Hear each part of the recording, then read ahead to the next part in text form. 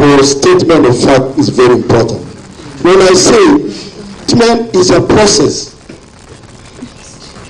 that process, we are not even at the tail end of the process. So why would you imagine that I'm thinking that that is the position? How does he know that this is how I'll vote? I am waiting for that time to vote after prosecuting this party. So number two, Mr. Speaker, sir, when he talks about 18, who are these 18? Who are these 16? Who are these 13? Who are they? Any information that is not yet official in this house, Mr. Speaker, sir, is misleading. It isn't. So when you tell us 18 and no vote has been taken, the Honorable Senior Counsel should be guided accordingly. Mr. Speaker, sir, responsibility for statement of fact. A member shall be responsible for the accuracy of any fact which the member alleges to be true and may be required to substantiate any such fact. So let the Senior Counsel substantiate. Using the right procedure, there are ways of admitting information into this honorable house. Thank you, Mr. Speaker. Order, members, order. We will, if we continue that way, we will lose the direction. Already Katwa withdrawn the comment on the matter of voting by voting for some honorable members, and we have agreed that we are not yet there, and we cannot anticipate the process. So now, going forward, so that we move forward, there should be no discussion on the matter of voting until when the chair will give direction and that thing ends. So that we proceed, so that we finish, we continue. So Katwa, you can now continue making your submissions. There is a submission by the governor. I hope it is not on the matter of voting anymore. Yes. Yes, let's give time to the governor. It is not on the matter of voting, because, Mr. Speaker, I recognize I already made my submission that I would like to submit to you and new chair is a fair process, and I did make that. I actually know the weight of this matter, Mr. Speaker, and that is why we need to ventilate very objectively on the same, Mr. Speaker. And equally, where Mheshimiwa Tarimba had asked me to try and apologize, I do try and apologize. And at the same time, there are some questions of semantics, Mr. Speaker. When we're saying we're doing a road, you know, the English language is arbitrary in scope and space. So when we say we're doing, there is the act of doing, there is the implications and the implied meaning, Mr. Speaker, according to Naomi Chomsky, 1856, Mr. Speaker. Mr. Speaker, there's something I forgot in my submission, Mr. Speaker. Let's go. Mr. Speaker, because I know you have limited time, there is an accusation, Mr. Speaker, that has been made, and I thought I forgot to respond, and it's a very important allegation that touches directly of the office of the governor. In the submissions of the Honorable Motion Mover, an indication is made that I rubbished or something to do with the whistleblower. And I thought, because it directly touches in my office, Mr. Speaker, it's important to mention before we go for the cup of tea. And you know you are my age, but it will be okay if we do that cup of tea together. Mr. Speaker, the office of the governor, as constituted, has the governor and the deputy governor conjoined by the hips. The deputy governor cannot be a whistleblower because he earns a salary to assist the governor in performing its functions. Part of the functions is not whistleblowing, because the deputy governor, is important for the people to know this, the deputy governor has the responsibility of chairing sub-cabinet committees.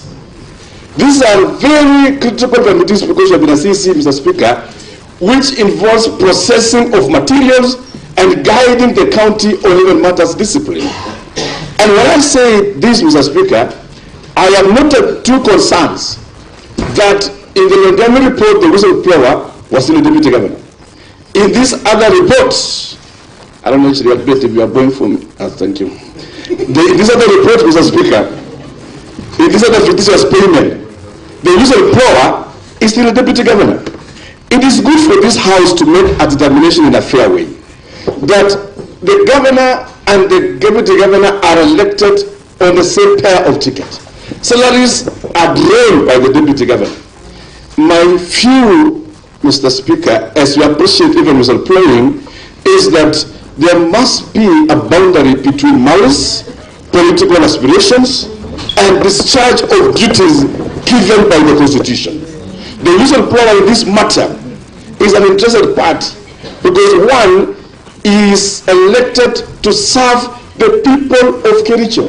In this service, it's about providing governance, directions, and administrative work to the CCs, the CEOs, and the staff of Kericho County government. So when we say that the governor found it irresponsible for his principal assistant to have uttered such remarks, it is a constitutional matter that must be looked beyond even this assembly. Because if today there's a president here, we have the deputy president.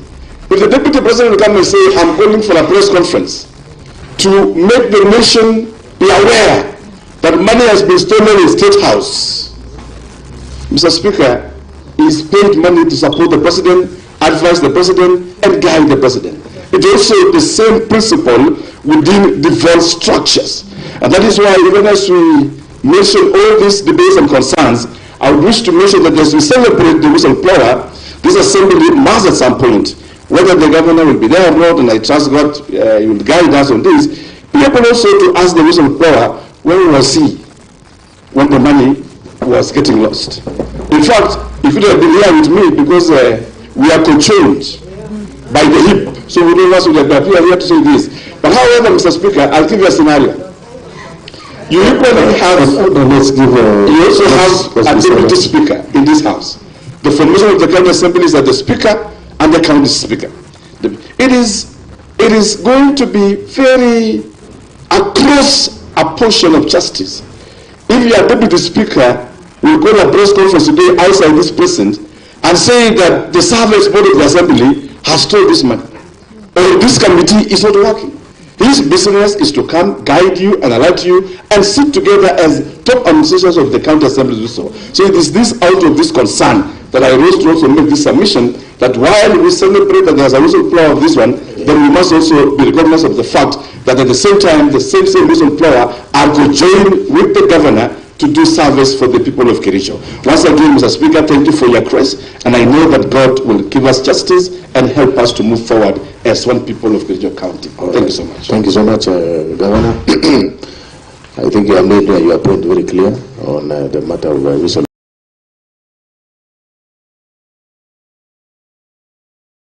Now, now you proceed in the manner that I directed.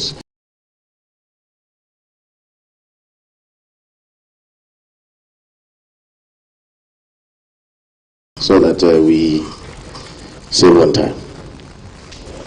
We started at 14:00. I can see it's 15:20.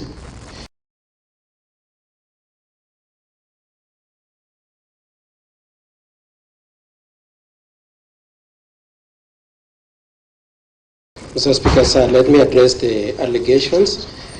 I've forgotten the name, but I know him as Honorable Terimbo has asked me to substantiate the 18. I can either do it now, to substantiate the point of history. I can either do it now or the end of my presentation on the issues. May I start on the issues, Mr. Speaker, sir, the less contentious ones. The first allegation that was made against His Excellency, I want to say that our overarching contention, our position generally on the whole of these allegations are three. The first one, Mr. Speaker, sir, is that it cannot be right, as Honorable Rogon said, that the moment an accident occurs somewhere, or a death occurs in an hospital, or somebody steals 1 shilling, you rush to the governor to take responsibility for it. It is our view that it is only when the issue is brought to the attention of the governor and he fails to act that his responsibility is triggered. It is not in place or in lieu of the responsibility of the individuals. And that is why this assembly is given powers to call in the CCs and to recommend their removal, and your recommendations can result in their actually having to retire from office.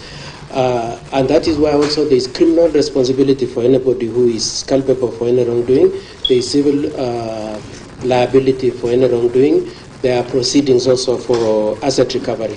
All those point to the point that the first point of stop is to identify the person who is liable for the wrongdoing and to take him to task on the allegation. It is not correct to say, as Honorable Rogon said, that you start by knocking out the governor and then you de-escalate the issue to the person responsible. Now, the other issue we want to say is that the entirety of the allegations, all the allegations that have been brought here, about 12 of them, in none of them is it said that the governor either was participating in the tender evaluation or tender award, or that he signed the checks for the payments to any of those contractors or any of those individuals, or that he procured any of the services or any of the goods or any of the works, or that he went to the bank to withdraw money. None of the allegations point to him in person. And so we just want to put emphasis on the fact that much as this motion has been coached in a way to suggest that the governor is personally liable, the truth of it is that the totality of the documents do not point to him in person. And with that then said, I just want to run through the allegations that have been made, and I was dealing with the one, so our defense is mainly based on the material that were given to us by the staff, or rather, the material that were given to the governor by the staff, attendant to the issues raised in the motion and in the reports. The governor, as he said, would have really cherished an opportunity to be able to act on those reports, Mr. Speaker, sir. And given an opportunity, he commits to act. And whether that act will entail suspension of anybody, dismissal of anybody, referring somebody to the Public Service Board for disciplinary measures, reporting anybody to the DCI or to EACC, the Honorable Governor is committed to taking action in case any impropriety is found.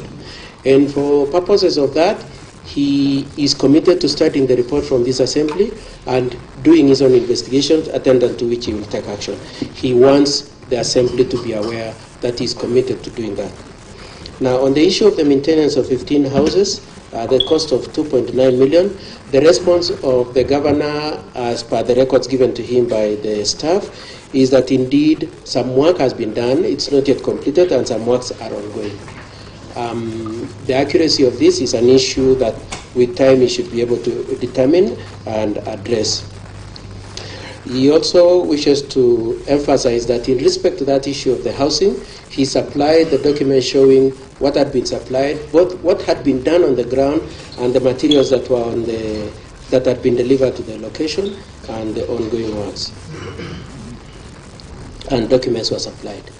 I would like to move on to the next allegation, being the alleged goods that were not delivered, and that is soya beans, maize, jam, sunflower, cottonseed, at the cost of 14 million. And the documents we have and which we are told the assembly was supplied with is because the whole case rests on the dichotomy of whether payment was made before delivery or delivery was made ahead of payment.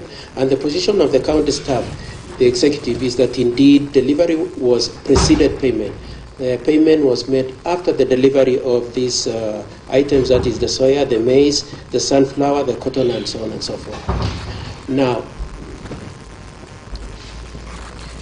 it is said when the motion was being moved that a certain tonnage, I remember something like 10,000 tons were found on the ground instead of 30,000 tons.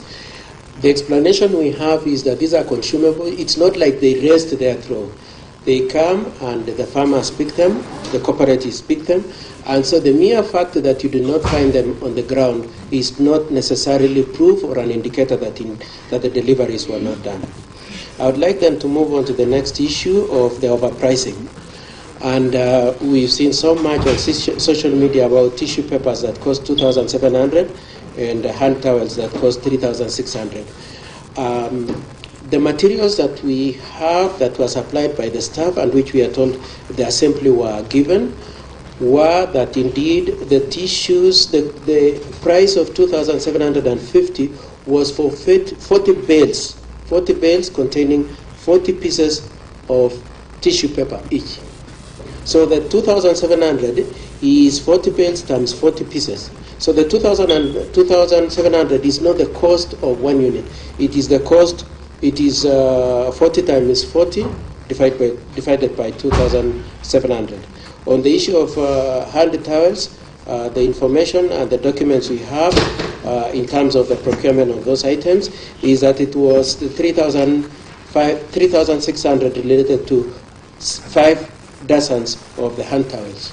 So it's not true to say 3,600 was for one unit of hand towels. It is related to 5 dozens. And the documentations on all these issues were supplied, and we've supplied the same to this assembly.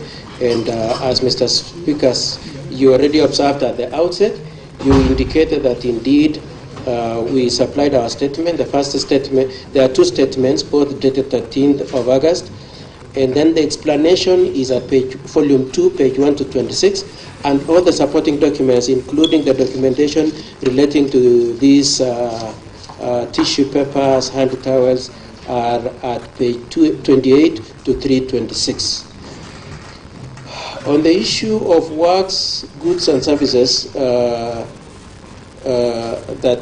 were allegedly not properly procured, our response is that they were properly procured, and the documents showing the floating of the tenders, the evaluation of the bids, the award of the tenders, and the payments were supplied. All the documents are in the bundle we have supplied, page 28 to 325 of our documents. Now, it is also alleged around the same issue that some contracts were split so that they would escape the criteria of a substantive bidding.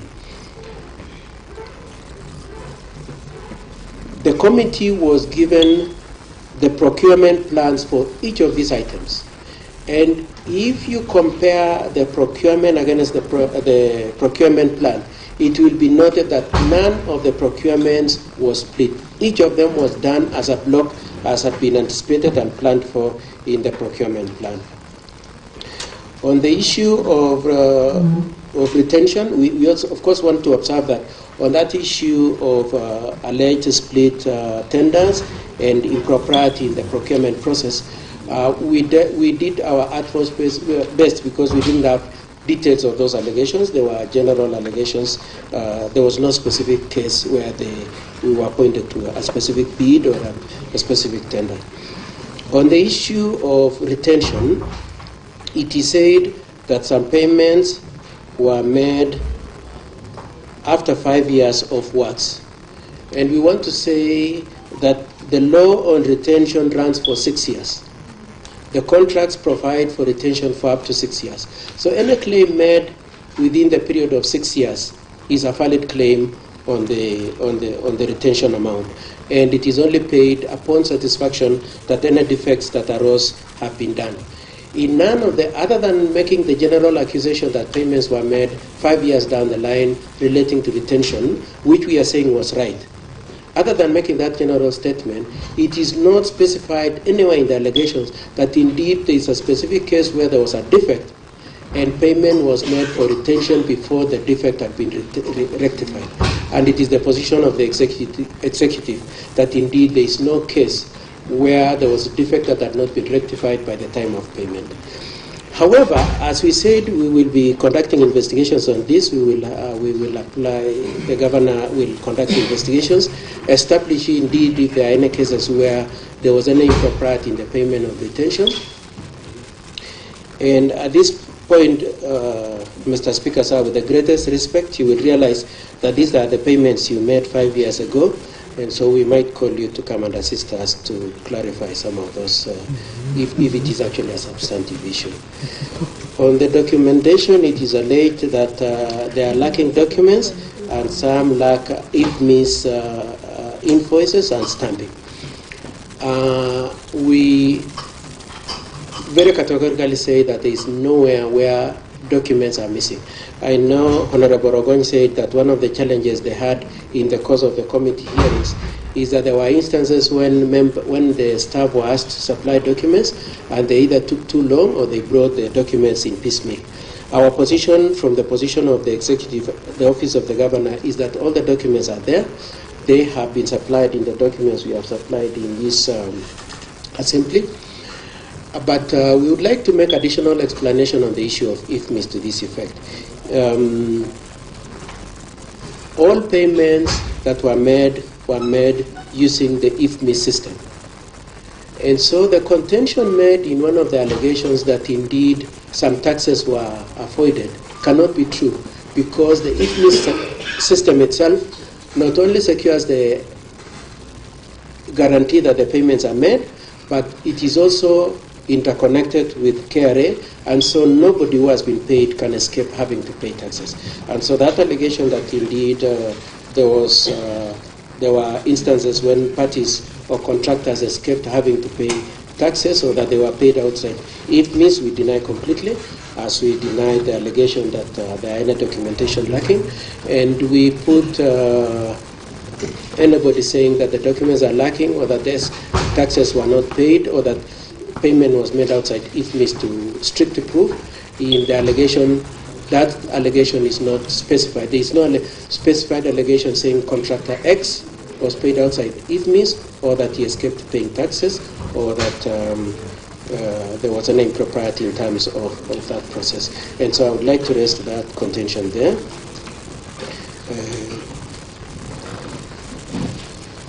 Around the same issue, Mheshimiwa Roganyi in the course of presentation says that there are cases where other people's signatures were used. There is no specific point at which it is said person X signature was used by person Y. And if we were supplied with that, we would be able to answer to that. I can see Mr. Roganyi seems to have an answer to that. Probably we'll take it when debating. On the issue of the employment of a brother and a wife of a staff member, His Excellency the Governor had explained, but we would like also to say, as part of our defense, that the wife of the staff member and the brother of the governor, if it were to turn out that they were employed by Public Service Commission. I know that has already been said, but we want to say very emphatically also that that contention can only be legitimate if it was being said that those people were not qualified to hold those offices. If they are qualified, they are no less entitled to have sought to be employed, and there is no wrongdoing in engaging them. And so we would like to have said that on that issue. On the issue of market survey, it is our contention that everything has been brought within the general market price. And I have already explained the issue of the tissue papers, the issue of the hand towels, the issue of the sodas. With that in place, with that explanation in place, it will, I know Honorable Ogon used it as an illustration to show how the blindness to market survey led to acquiring items way out of price. And we are saying that indeed, if you take into account the proper facts, you will realize that they were not way too far off the market. Of the market price. We are unaware of the allegations of the governor having been given irregular advances or having walked into banks to collect money. And the details of that allegation has not been substantiated. Now I'd like to discuss the two items raised. That is the issue of NAV CDP and FLOCA together. Now, the two projects, of course, as we all know, are World Bank projects. My instructions are that FLOCA is funded by two donors, that is German government and World Bank. These projects do not allow for the alleged misappropriation. And the allegation that there were any misappropriations in these projects are completely false from where we sit. We also come from the position that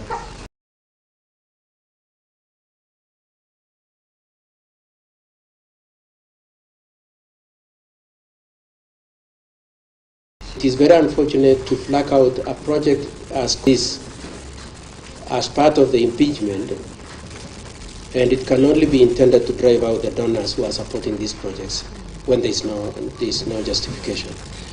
All these projects are managed by donors, and they are governed by donor controlled regulations. They provide the regulations, and they also provide very rigorous audits. Part of the audits is to the effect that when a program target has been achieved, it is audited before the next phase is engaged in. The consequence, therefore, is that if the previous level has not been properly accounted for or has not been properly done, the next phase cannot be done. And so those checks and balances by the donors are foolproof against any manipulation and abuse. We want to emphasize also that other than the complaints raised for purposes of this impeachment, none of the donors has raised any complaint on these projects. And equally very important is to say the auditors who audit these donor projects are not the county staff, it is donor auditors. And so if there was any impropriety, those auditors would have picked that up. And I want to additionally say all those projects are activity-based. They have project fund utilization guidelines. They have annual work plans, and they have budgets assigned to each phase. And so it's not possible. It's not true that there was any money taken away, lost. It is not possible to have taken away any money from those projects without the donors themselves raising complaints.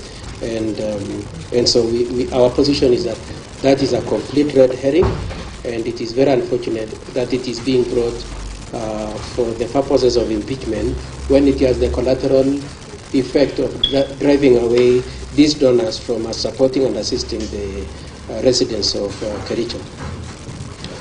On the issue of SACCOs, we want to say it is alleged that 19 out of 30 SACCOs were found to have become eligible for various supports as at the time the committee went on the ground, and that it is also said in the allegations that 7 of them are the only ones who have received support. It is also alleged that some of them cannot account for receipt of items supplied to them, or that some of the supplies were substandard. I would like to answer all those questions on behalf of the governor to this effect. The first one is to say, yes, it is true that 19 out of 30 had qualified. And the reason and explanation is that each of those SACCOs needed to meet some criteria set by both the donor, the national government, and the county government for them to qualify to be incorporated in that project. And so it is only those ones who had qualified that were incorporated. And so the reason why it is 19 rather than 30 is not because anybody was discriminated, it is because of the rigorous criteria processes that are required for them to qualify. Mr. Speaker, sir, in the presentation we've brought here, we've shown that as a result of the efforts of the county executive, the donors, and the national government, the remainder 11 SACCOs have now qualified as we speak now. I'll give you extra 10 minutes because we started at 2. It's 3:40 now. I was kind enough because there was some point of orders here and there. So how many minutes did you say, Mr. Speaker? 10 minutes. Could I beg for 15, Mr. Speaker? All right. 15 only. I'll give you 15. Thank you very much, Mr. Speaker, sir, for that grace. And so our explanation is that the 19 were the ones who had qualified, and as we speak today, all the wards are represented. The other 11 have, as a result of efforts and enterprise of the executive of the county, the executive of the county, the national government, and the donors have qualified are in the process of being onboarded. Now, the issues of procurement, these are donor-funded projects. The standards set by the donors is such that they can only procure some of those, including those laptops being said that they have been refurbished and so on. That is completely false. The standards are set by the donors, including the furniture. And so there is no case where it is possible, and we wish somebody could come with any of those alleged refurbished laptops or any of those broken seats. And of course, if the seats have been used for a while, they will break. But the point I just want to emphasize is that the standard set by the doctor is not possible to have a case where the standard of the items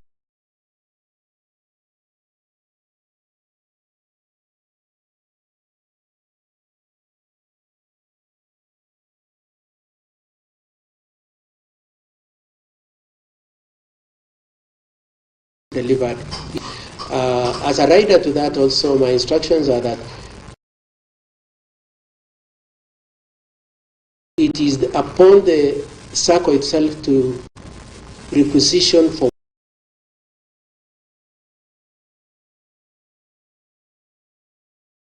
what they want. If they want a table, if they want a chair, if they want a walking stick, it is them to say, we are requesting that you supply us with this.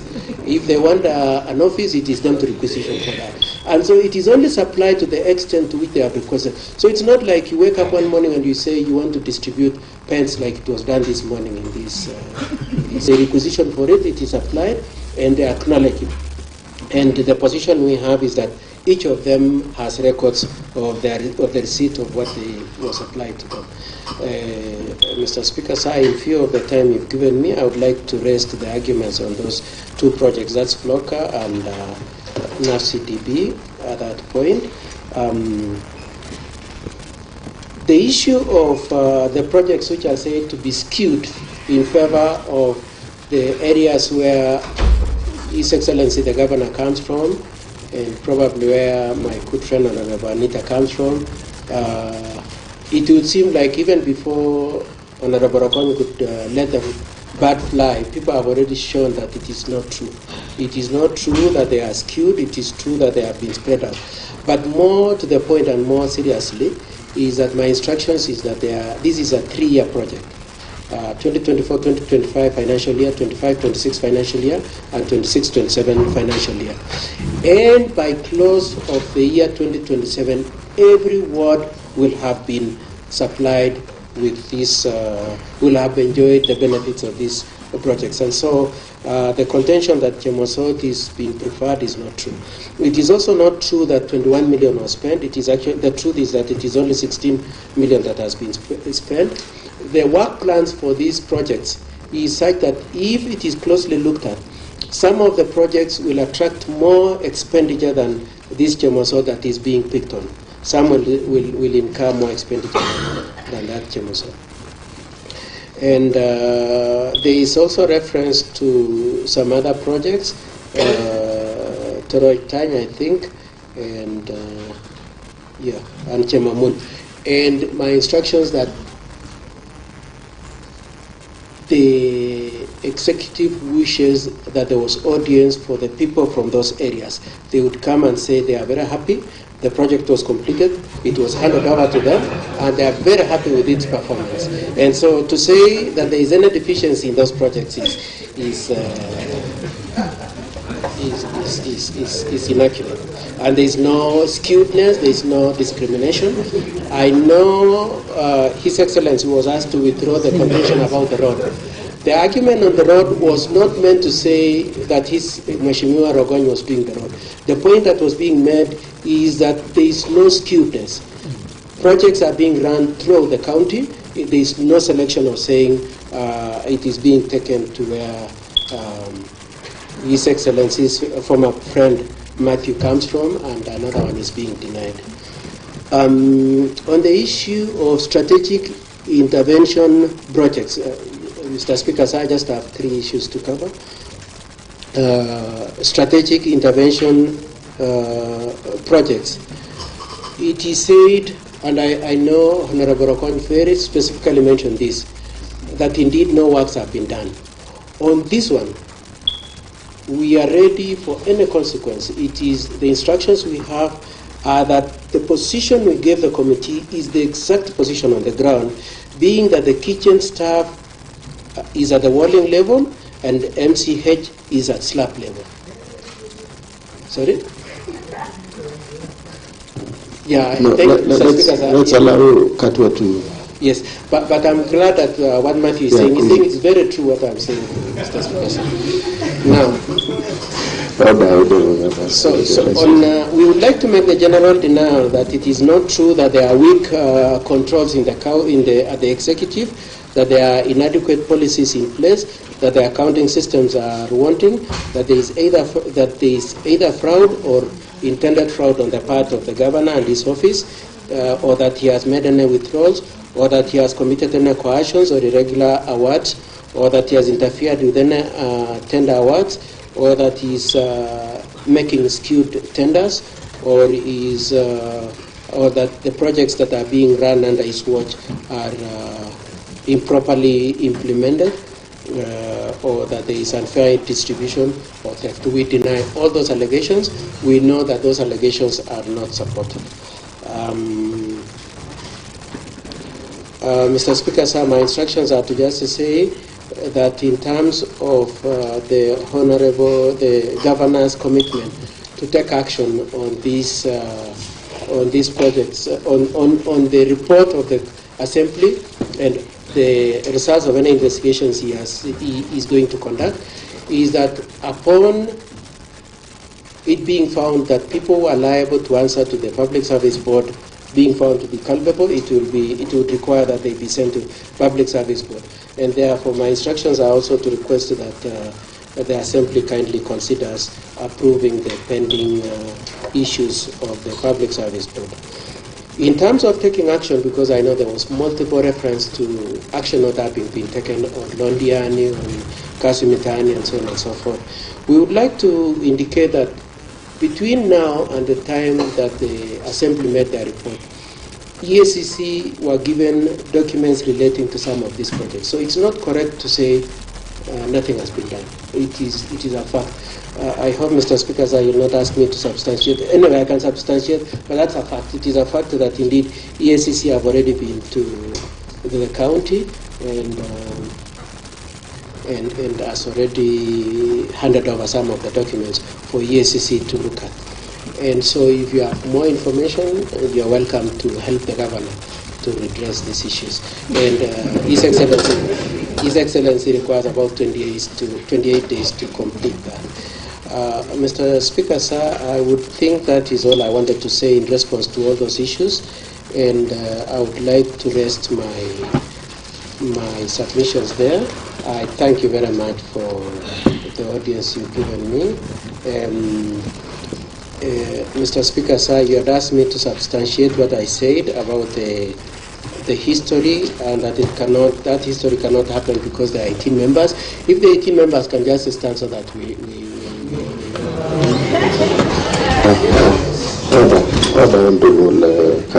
Mr. Speaker, sir. You cannot give direction. In fact, even the honorable members themselves, you know, you are out of order. I cannot even expect you to take directives from Honorable Katwa.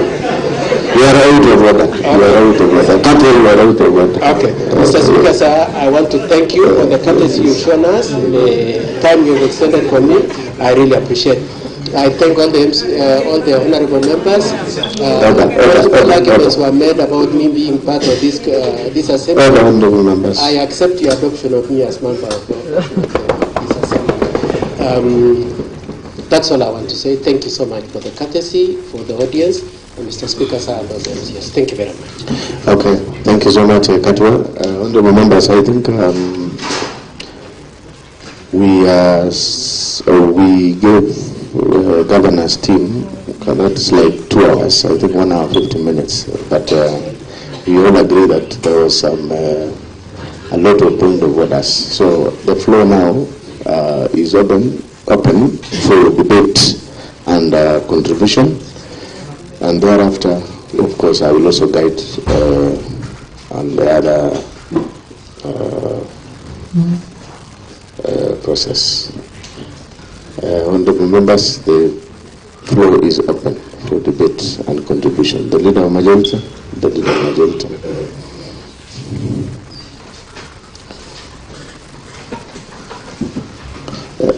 And as we contribute, let us try to confine ourselves to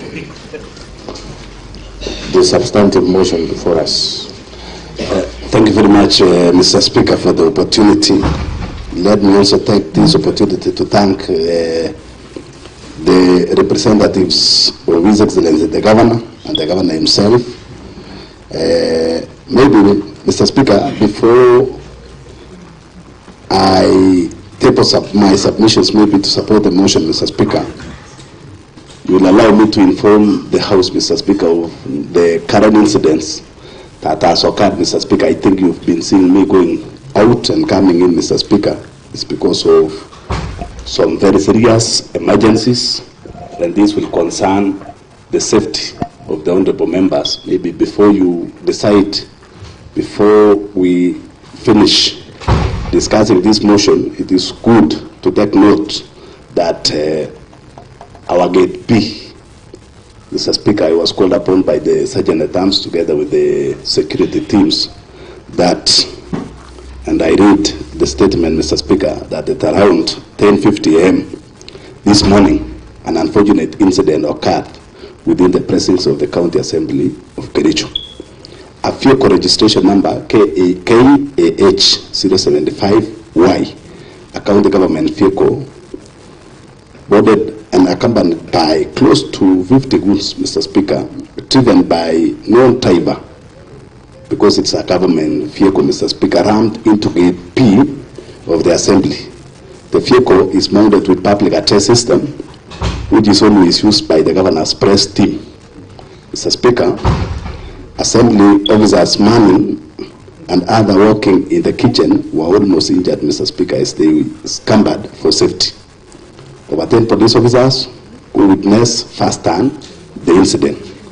We wish to thank the National Police Service officers who acted promptly toward the attempt, which aimed at forcing their entry in the Assembly and causing injury to the honorable members of the County Assembly as well as the staff. We further wish to thank especially the DCI department, Mr. Speaker. They've told the vehicle that is normally used by the county executive, that vehicle, KAH, it is used for public address issues, Mr. Speaker. It has been told to the police, and the goods has been dispersed, and so far, 5 have been apprehended, and they are in the custody, Mr. Speaker. So it is good for the information of your own safety that this is a weighty matter, that you need to be very careful, even as you move out, because if you see these people trying to come, ram into the gate, Mr. Speaker, we have the kitchen closer to that gate, so it is always good maybe for the honorable members and the staff of the County Assembly that even immediately we finish on this, it is a security matter, Mr. Speaker. Mr. Speaker, allow me now, Mr. Speaker, maybe the concerned committees, Mr. Speaker, since it is a county government vehicle, Mr. Speaker, we know the issues of work tickets. It is signed always by the chief officers, Mr. Speaker. We have the transport officers and the activities of that vehicle, Mr. Speaker, when it comes to the issue. We need, maybe immediately after this, Mr. Speaker, we take the actions to that effect, Mr. Speaker, because it's something that touches on the lives of the people. Now, Mr. Speaker, in supporting the motion, Mr. Speaker, of today, Mr. Speaker, one, the motion mover, Mr. Speaker, has elaborated on so many things, Mr. Speaker. It should not be diverted, Mr. Speaker, that the key reason why we are here today, Mr. Speaker, I want to decline or oppose what His Excellency the Governor said about the whistleblower, Mr. Speaker. The whistleblower, if you see, we have the rights to information, Mr. Speaker, to address and the likes. If the whistleblower is against the corruption. You will not say he should be seated waiting for other agencies to come when he or she has seen, Mr. Speaker, that there is a very serious corruption in our county. Mr. Speaker, I'm in the budget committee. In many times, Mr. Speaker, we try to get even a small figure, a small amount, Mr. Speaker, to take to our people. When you see a total investment, Mr. Speaker, close to 85 million, it's not a small thing, Mr. Speaker. Mr. Speaker, I'm the leader of majority of this county assembly. And in this case, Mr. Speaker, our party leader, who is His Excellency the President, while in Omaba, Mr. Speaker, pronounced himself on issues of corruption, Mr. Speaker. He talks of coercion and corrupting various committees of different houses, Mr. Speaker, to condone the corruption. And indeed, Mr. Speaker, he distanced himself on these issues of corruption. I'll call all the honorable members, Mr. Speaker. I know each and every individual member of this county assembly that when it comes to a matter of corruption, we were elected or selected to this county assembly to represent the interests of our people and make sure that we do legislation that will take monies to the people, Mr. Speaker. Mr. Speaker, I say by honorable matter to Mr. Speaker, I think it's only the legal departments, Mr. Speaker, that at times you have to do the deposit before you are represented by legal counsels, Mr. Speaker. But when it comes to government procurements, Mr. Speaker, you do the work. The only person that is allowed, Mr. Speaker, the government, Mr. Speaker, in this case, should not pay you before you render services. Mr. Speaker, the CEC in charge of agriculture, Mr. Speaker, has been moving around, cheating the public that the issue of total time in Capsa House Ward, Mr. Speaker, that they could not supply the full, as per the POQs, Mr. Speaker, bill of quantities, and the full quantities, Mr. Speaker, to total time cooperative society, basically because they don't have stock, basically because some of these raw materials will expire. I was wondering, Mr. Speaker, whether the members of total time cooperative societies, Mr. Speaker, have eaten one animal or two. I think a cooperative society is such a huge society, and that's why before procuring those things, Mr. Speaker, they must have seen the need from and the request from that cooperative society before they supplied those fees, Mr. Speaker. Mr. Speaker, this is a case that payments was made around February, Mr. Speaker, but the supplies was done immediately. The whistleblower, Mr. Speaker, blown the whistle, and the committee in this house, Mr. Speaker, was formed by yours truly, the honorable majority leader, Mr. Speaker. Before the members proceed, Mr. Speaker, is when they decided to supply, Mr. Speaker.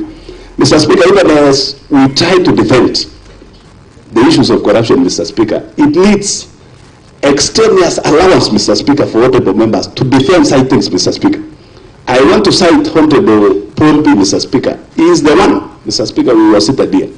He asked me to send the members very fast, Mr. Speaker, to total time because things were not going well there, Mr. Speaker, including the Flocker project that was constructed amounting to 9 million, Mr. Speaker. Yet the cooler there, Mr. Speaker, is fake, Mr. Speaker. Mr. Speaker, the committee report, the other committee report that was tabled in this house, Mr. Speaker, was adopted unanimously, Mr. Speaker, and I can refer you to the other committee reports, Mr. Speaker, the approval in this house. All the honorable members of this house approves the report and recognize that actually we had lost money through these dubious methods, Mr. Speaker. Now, Mr. Speaker, I will wait, Mr. Speaker, to see an honorable member who, during the debate, Mr. Speaker, supported the report. And now, since the report formed part of this impeachment, Mr. Speaker, I'm waiting, Mr. Speaker. Coercion is there, Mr. Speaker. And that's the reason I've been seeing Honorable Katwa Kigeni here, Mr. Speaker, insisting that he wants to see these honorable members, Mr. Speaker. We know corruption can even find its way, Mr. Speaker, to this house. So we will be keen to see the members of this county assembly, Mr. Speaker, voting to support the corruption, Mr. Speaker. Katwa Gigan has got the right, Mr. Speaker. That is his profession, Mr. Speaker. But for a honorable member who would represent that Mamaboga, Mr. Speaker, who says on the highway, Mr. Speaker, we collect tax, then we take services back to them, Mr. Speaker. When we see people stealing and we support those honorable members, I am waiting for that time, Mr. Speaker, to see these honorable members. That's why yesterday they did, and I was quoting, Mr. Speaker, that during the election of the speakers of the county assembly, which you are among them, Mr. Speaker, I remember there is one notable aspirant of the speaker that time, Mr. Speaker, locked close to 31 members of this county assembly in Kisumu, Mr. Speaker. But coming to re-voting in the House, Mr. Speaker, the speaker got only 12 votes, Mr. Speaker. So I will not be surprised, Mr. Speaker. The reason why these people are insisting on different methods of voting, Mr. Speaker, is because of coercion and corruption that has found roots to this House, Mr. Speaker. Therefore, Mr. Speaker, you will allow me, Mr. Speaker, Mr. Speaker, protect me, I will give you to speak. Order. So this is to prosecute your point. Every members must learn to tolerate. Mr. Speaker, we have your time. We had a refurbishment of county council houses, Mr. Speaker, that now the county government houses, Mr. Speaker. You know the issues of asbestos, and the mayor Katwa Kigen knows the effects. According to the research, it has been found that the asbestos, Mr. Speaker, that's the reason immediately we removed, Mr. Speaker. We buried them almost 8 feet down the ground, Mr. Speaker, because it infects the human being with the issues of lung cancers, Mr. Speaker. And for that reason, lungs, so it could, Mr. Speaker, that we refurbished those houses, Mr. Speaker. But to our surprise, Mr. Speaker, people were paid before works were done in Kipkelian town, Mr. Speaker, a sub-county where I come from, Mr. Speaker. Mr. Speaker, when we talk of public participation, we've been doing several public participation, Mr. Speaker. I'm not a member of Lands Committee, Mr. Speaker. But at times, Mr. Speaker, it beats logic that you purchase a piece, even the biggest hotel, the 5-star hotel that we know in this country, Mr. Speaker, cannot afford even to sell a piece of soda at a cost of 500 shillings, Mr. Speaker. I don't know now, the common manage who came for public participation could even take a soda worth Kenya shillings, 500 shillings, Mr. Speaker. That's why I say defending this corruption need extraneous allowance, Mr. Speaker. And for this case, Mr. Speaker, I kindly request that whoever will be protecting this corruption, Mr. Speaker, needs to charge the culprits the highest amount, Mr. Speaker, because this is the biggest job I've ever seen. I submit, Mr. Speaker. Thank you. All right, thank you, Leader of Majority. Of course, I gave you more time because you are the Leader of Majority. Now, moving forward, I'll be giving not more than 5 minutes to a member in that order. Honorable Honorable Paul Kiptau B, and then Honorable Dominic. Yes.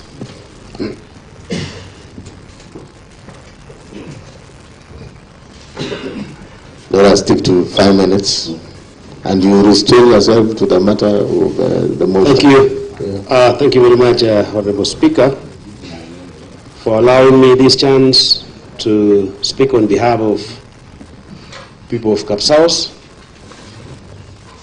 Because I've been adversely mentioned, Honorable Speaker, on the issue, and I'll narrow myself to the issue of Toroitine.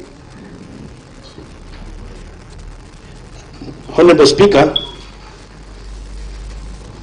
it's shocking to see people talking about Toroitine.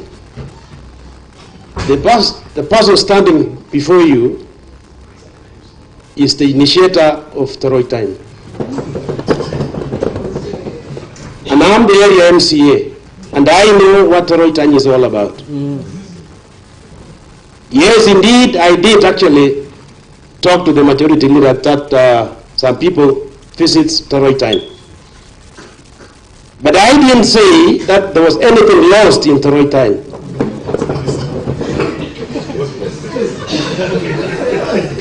And indeed, Honorable Speaker, with the report that was tabled by the ad hoc committee, yes, I did support it in full. But I wanted governor to be given time to implement the recommendations made by that committee. It's not about, impeaching governor. Yes. And that is my stand. Yes. Several times, Honorable Speaker, as I stand here, we have about 600 members. And initially when we started, we had relocated to someone's quarters. In the previous program, that is the Kenya Climate Smart, funded the society. And the society got a formulating machine that assisted them to stand.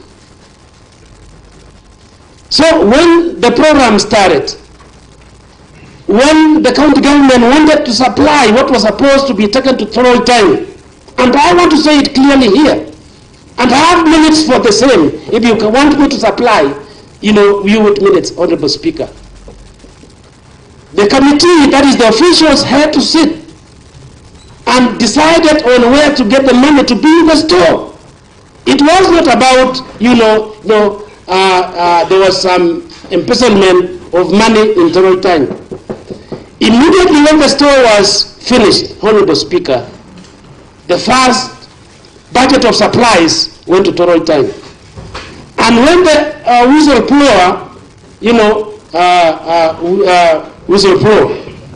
the next batch was supplied to thorough time.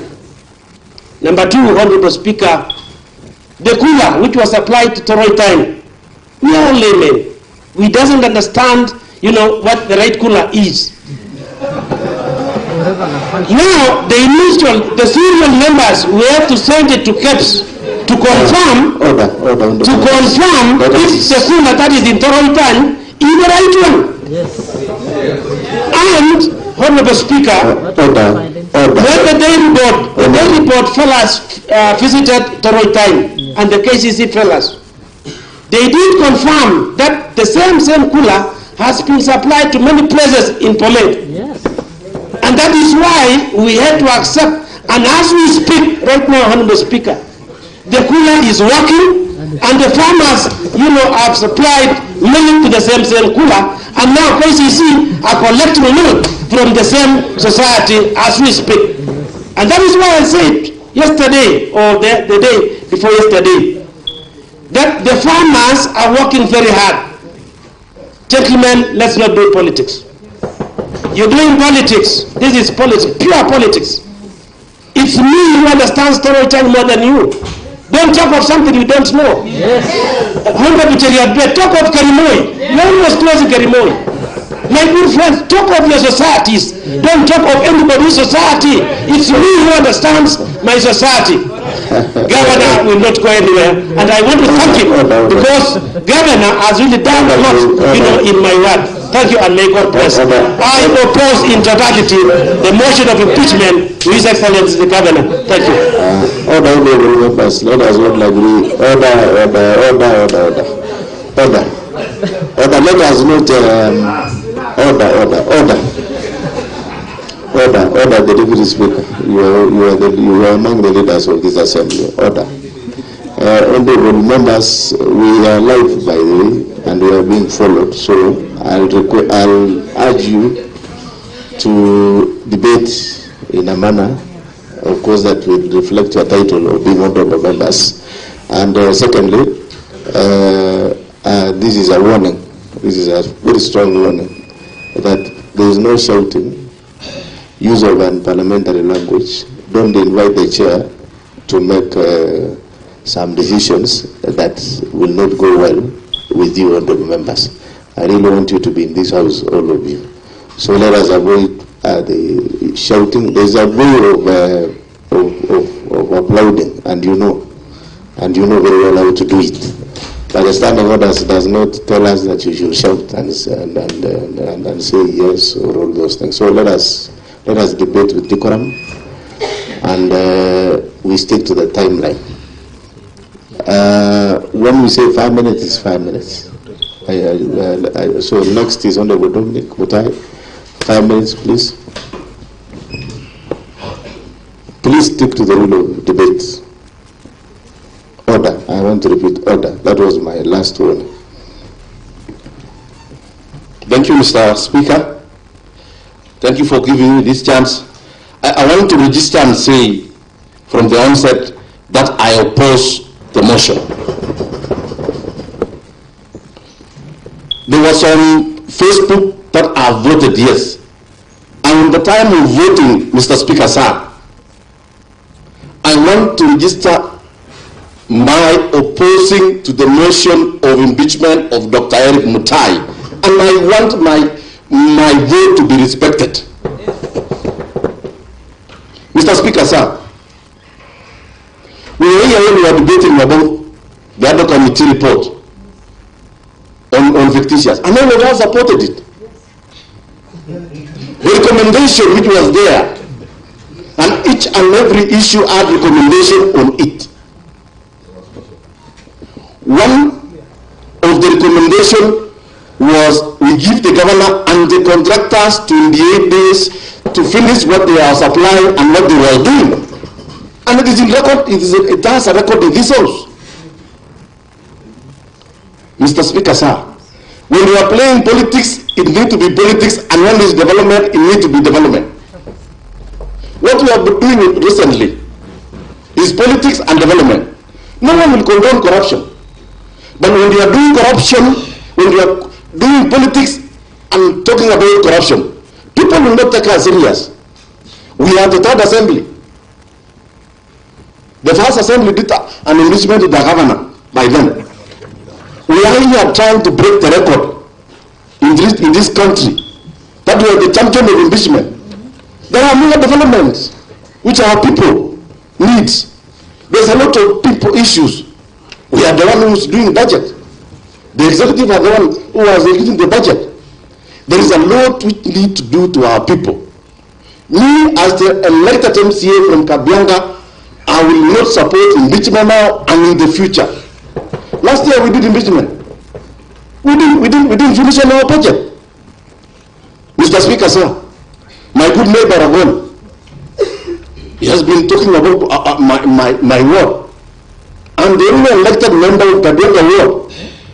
And those people so fit that I'm being elected to represent the interest here. And I want to ask the motion mover that to leave my ward. I know to lobby for my ward. I know to become friend to. I can lobby from the national government. Our projects are lobby from the national government. When I'm doing the corridors in Nairobi, which are ministries. There is a point of order on the Dominic, and when you will resume, you will have 1.5 minutes so that you use your 5 minutes. Yes. Mr. Speaker, I rise on a point of order, pass on to standing order number 98. That is a statement of facts. One of the projects that we visited as a committee on environment is Chemamul Water Project. Now, this project, Mr. Speaker, has solar panel funded by the FLOCA program. But these solar panels, the Honorable Chair Water can attest to this house. They are not functional. In fact, water is being pumped via using electricity. The question is, what happens to the solar panels that were erected by the county government using FLOCA funds? And that was my bone of contention. You know, the Honorable Member, Mr. Speaker, is one of those members who never stepped in this house. He is now invited. Order, Mr. Speaker. Order. On the last point, I really out of order. I don't want to open debate on that. So, Honorable Dominic, as you finally... I want to urge my friend to leave my ward. If he's moving around towns, doing what he's doing, and he's forgetting his ward, please forget about my ward. I know, and I have a plan for my ward. The last time, Mr. Speaker, on MAFCBD, I was privileged, Mr. Speaker, to be among the committee who went down to see this funded project. And we want to be very clear that this project has transformed our county. The project on water. We moved from Soin, Belgud, Sigawet, Soin, and Mondian. In my place.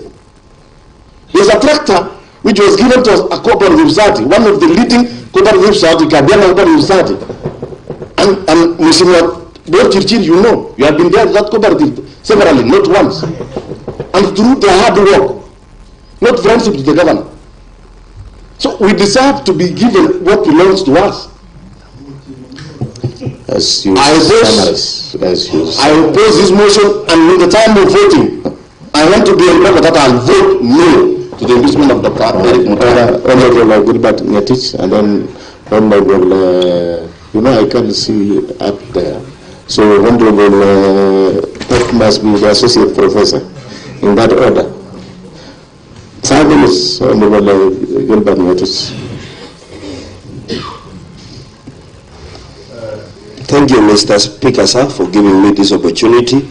Also to talk on the motion in which it was before us, which of course I'm opposing, the impeachment of Dr. Erick Mutai, the governor of Kericho County, based on the works I've done also in my ward. Surprisingly, Mr. Speaker, I was impeaching the last time. By then, I have a reason to this loving Mr. Speaker should be explained here.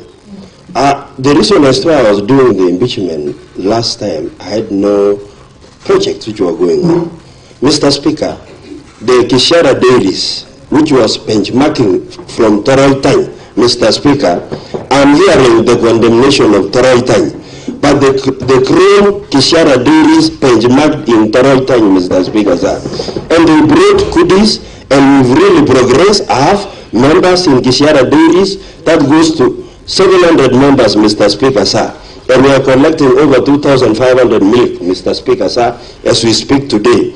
I'll be very keen, Mr. Speaker, when we reach a level of having a supply of a cooler. Mr. Speaker, when we were discussing over the report, I have heard of the tapping of that cooler, Mr. Speaker, for it to function. But today, Mr. Speaker, the area MCA is actually proving and confirming that the cooler is functional. Mr. Speaker, sir, the contradicting statements which are really existing in this house, Mr. Speaker, should also be in the very other way. I heard the very talk in which the president did in Homa Bay, and he said, Mr. Speaker, let the legislature not also force the executive to indulge in corruption by demanding funds for them to write a report, Mr. Speaker, sir. Remember, corruption is a two-way thing. We have been told by majority. That is what the president said, Mr. Speaker. Yes, there's a point of order, Honorable Gilbert. There's a point of order. As you receive, you have 2 minutes. Yes. Thank you, Mr. Speaker. On statements of facts, Mr. Speaker is saying that the committee demanded, I think, money so that they write a report, Mr. Speaker. So let him table that evidence, Mr. Speaker, if he has the evidence. That is standing order number 98, Mr. Speaker. Okay. That's substantive evidence, Mr. Speaker. Those are very grievous allegations that is being labeled against the county assembly, Mr. Speaker. These are House of Rules and Procedure, Mr. Speaker, and House where we do oversight, we represent and we legislate on behalf of the people that sent us here. Okay, Honorable Gilbert Ngetich, is that what you say?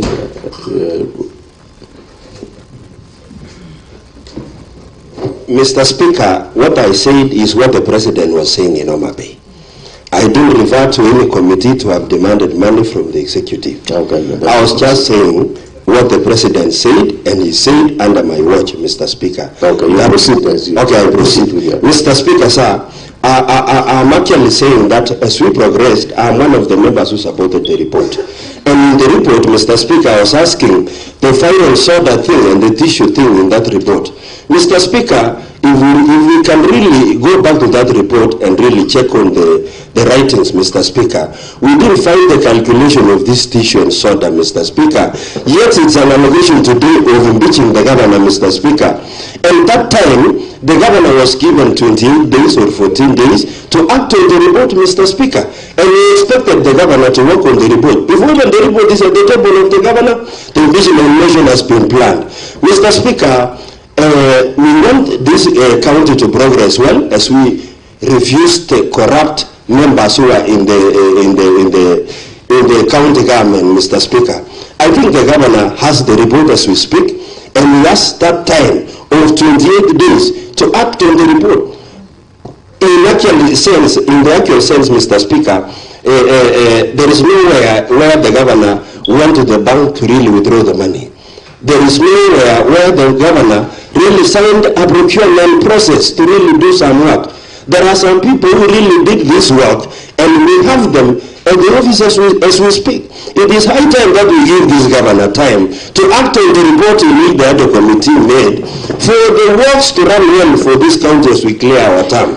Mr. Speaker, sir, this is the reason as to why I really not support the impeachment, and then when it comes to the time of voting, I will also vote no. Thank you so much. Okay, thank you. Honorable Dr. Naman. Rob.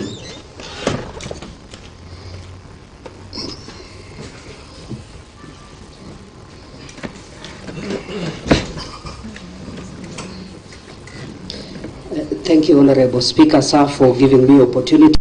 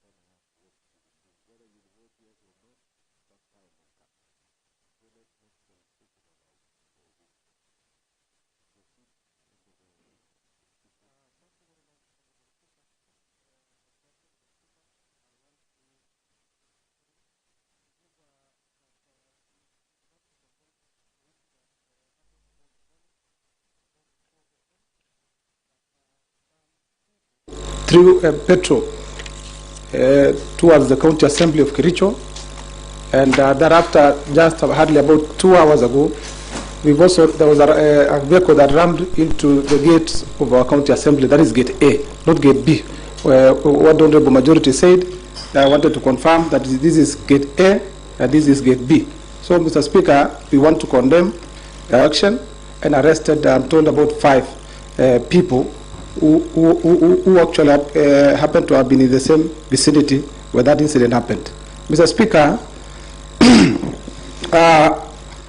Mr. Speaker, I want to start by saying clearly that I want to support the report that has been ably tabled by Honorable Rogon, well done, stating very clear on various grounds.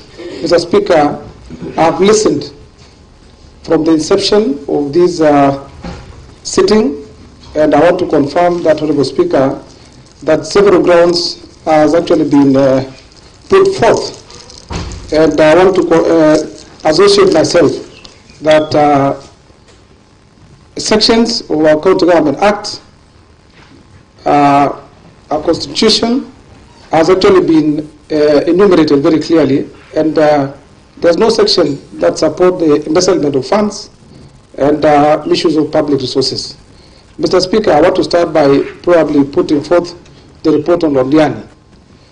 Mr. Speaker, the Londiani victims, Mr. Speaker, as has been ably said by the Procedural, the motion mover, so that we lost several people, about 54 people, Mr. Speaker. And I think justice denied, justice delayed is justice denied. To date, Mr. Speaker, the report that was ably made and passed by this Honorable House has not been acted upon. That is my ground. There's nothing that has been acted, Mr. Speaker. And number two, Council Mutai, that was chaired by Honorable Paul B. The report was made, recommendations were made. To date, Mr. Speaker, I want to confirm that I've never heard of any casualties, probably going as per the report. Mr. Speaker, that is very clear that there was an embezzlement of funds. Mr. Speaker, the other day I was in my rural home at a function. Over 20 young men came to where I was after the function and requested that how far is our money. Mr. Speaker, today I want to state here before this Honorable House that the money that they owe the said contractor, the purported contractor, has not been paid to date, Mr. Speaker. And remember, this report was ably tabled by the Honorable Paul B. hardly over 1 year and some months ago. So therefore, Mr. Speaker, I didn't have any answer when I was asked that one, Mr. Speaker, and I want to state here so that they are watching, so that they know that I've always been following up, but then there is nothing that is forthcoming. Probably the chairman of Council Mutai, Paul B, could actually say something about that. Number three, Mr. Speaker, is the issues of fictitious payment. Mr. Speaker, I want to confirm that I sat as a member when we were following up on these issues of fictitious payment, Mr. Speaker, together with Honorable the Chair, Vincent Korir, and other members, probably about 13 members, Mr. Speaker, who saw the bundle bills. Mr. Speaker, there were a lot of disparities, probably when we went for the issues like skewed developments, Mr. Speaker. Remember, like for example in my ward, Mr. Speaker, I appropriated in the budget for 2024-2025 over 20 million for the roadworks, Mr. Speaker. And I want to confirm that my people in that financial year, Mr. Speaker, the only value for money they got, Mr. Speaker, out of the 20 million, only 3 million for the whole financial year, Mr. Speaker. Where is my 17 million? Where is my 17 million? And you want me to come and abuse corruption when my money has not been probably told that this is your money, the money for my people. So there are two people. I want to confirm before this about Mr. Speaker. I was elected, and remember, Mr. Speaker, I'm a ranking member before this House. You cannot take my people in circles. When I was duly elected to represent them for my second term, Mr. Speaker, I want to confirm my people are not the budget packs. It will never happen. Number three, Mr. Speaker, I want to confirm in the report on fictitious payment. Mr. Speaker, there was a clear intent to defraud the people of Kericho, especially on the issue of Kericho housing, Mr. Speaker. Kericho housing, Mr. Speaker, I also went because the other day we had a committee, a lands committee, Mr. Speaker, we had at the Kericho Center. Mr. Speaker, I want to confirm. There is no law that says you pay for services before you render. Mr. Speaker, this is a height of impunity that is happening before this honorable county. Mr. Speaker, I will not, and I want to confirm before everyone and the world at large that everything must be done to the order that has been prescribed in the law, in the Constitution and the County Governments Act and also PFM Act, Mr. Speaker. So therefore, I want to confirm you cannot pay. It was paid 2.9 million, Mr. Speaker, while the works are not yet completed. I want to thank the lead lawyer, the council, Kato Kige. He stated very clear as I was sitting there that the works are ongoing. While the money went long time ago. Since when? We are wondering.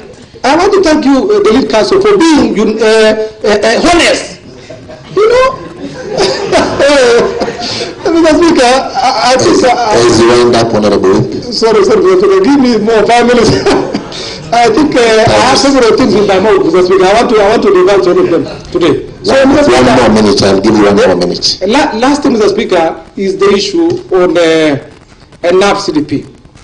Mr. Speaker, NAP-CDP, we've been told by the Honorable mover of the motion, that is 281 billion. As to where 281 million went, I want to confirm. Mr. Speaker, the only thing that I have seen in my world is only the drawer and the chair. That is broken. Remember the other day, Honorable Excellency, the Governor, launched their project in a stadium. 1 million, they were saying 1 million per ward. I think it is like that. But today, Your Excellency, I'm wondering, where is that 1 million? Today, when we look at dummy checks, Speaker, I want to confirm that we need also to be serious to some extent. You know, in as much as we want our people, or we don't want, we are not victimizing the governor. But what we are after is the resources that are meant for the people of our county. So with that, I want to register that governor is my good friend. But then, as for the issues on resources, Your Excellency Governor, pesa irudishwe. Pesa irudishwe kwanza. Thank you. As I write, Mr. Speaker, Section 30 of our County Governments Act. Section 30, 3F. Mr. Speaker, as I go sit, say that responsibility and the management of the resources rests squarely with the governor. That is, County Government Act, Section 30, 3F. Responsibility and the management of the resources rests with the governor. I support. Thank you very much, Honorable. I give this opportunity to the Honorable Philip Mutai.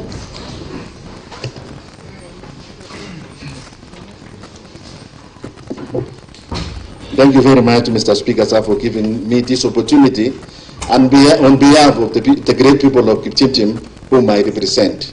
Mr. Speaker, sir, I just want to start by, I started my journey today from my home area, Mr. Speaker, sir.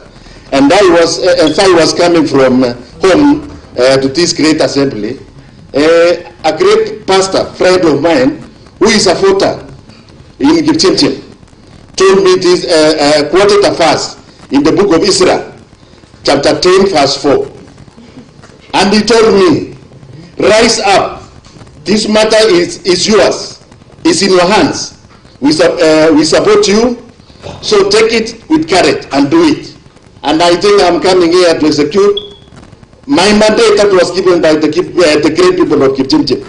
I just want to start by saying to you, Honorable Excellency Governor, when 50% of your household children are saved by the chief that they are thieves, does it mean that the father is not also a thief? So I want to say the great people of Kipchimchim suffered an injustice. I did appropriate 18.6 million to roads, but 10 million were only procured. Where is the 8.6 million which was meant for the roads to Kipchimchim? 6.2 million roads was lost in the Department of Agriculture. I was supposed to build a tree buying center in Gelda and JBOs. But I was taken in cycles with the CEO of Agriculture, and then the money was got lost. Again, I want to rise in all my feet and defend the people of Kipchimchim that in health I lost 3.4 million, which was made for the completion of the Mesuan dispensary.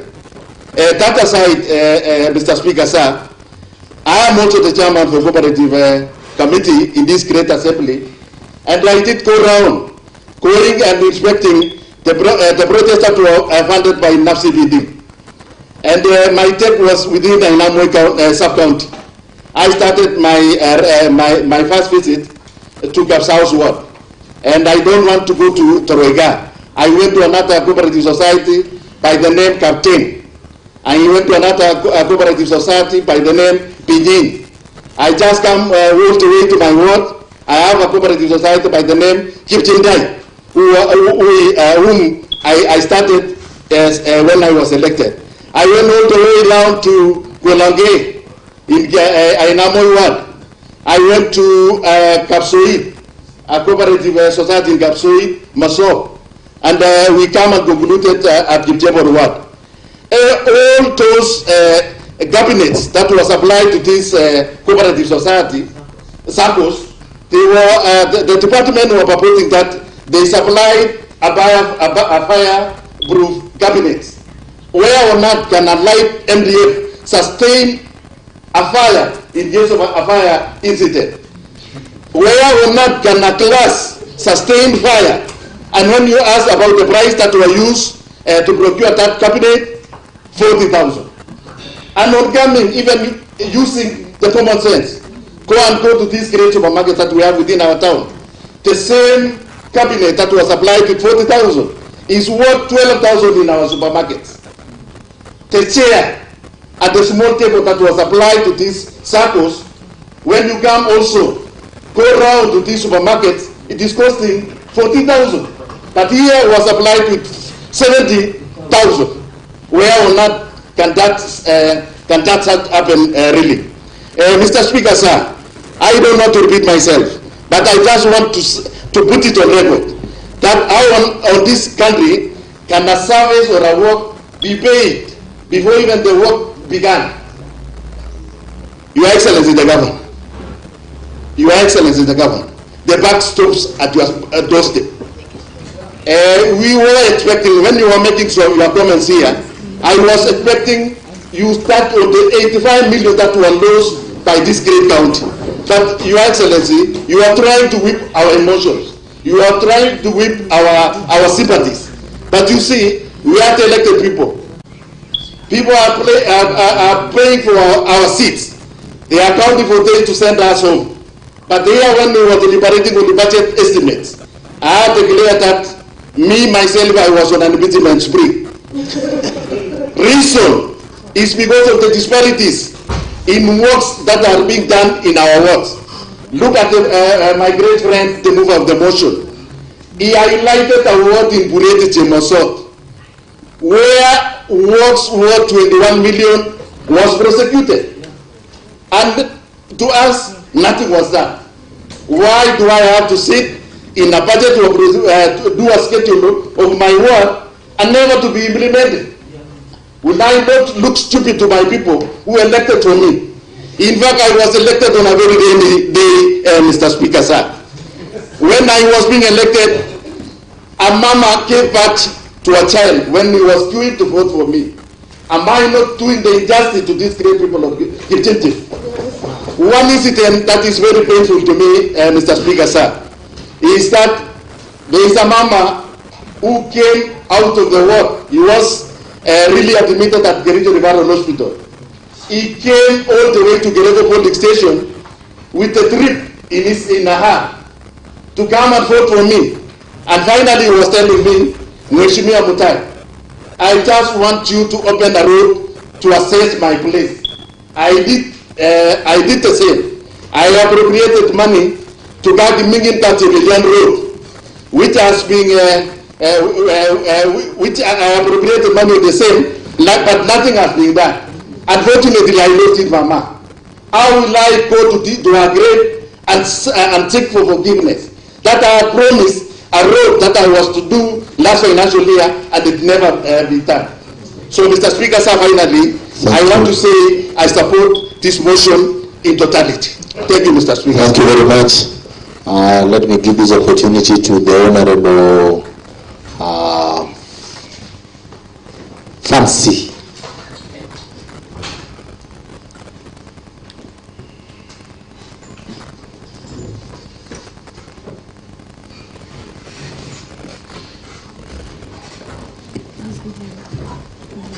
Thank you, Mr. Speaker, sir, for giving me this chance. I'm a nominated member from Shaik, but I belong to Kericho County.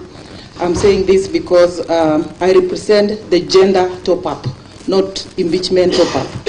And I'm saying this because when it comes to impeachment, as nominated, we are held ransom. We are told, come and sign here.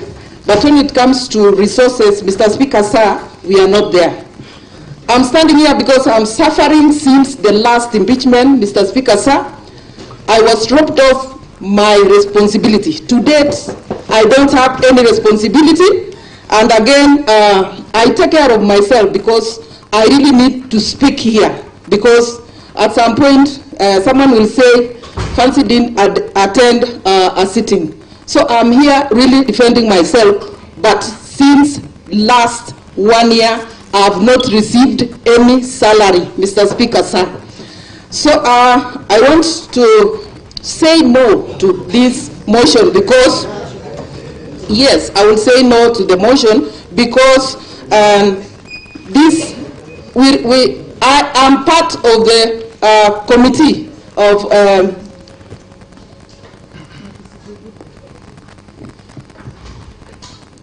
it is so emotional, Mr. Speaker, sir, because my family have suffered because of this.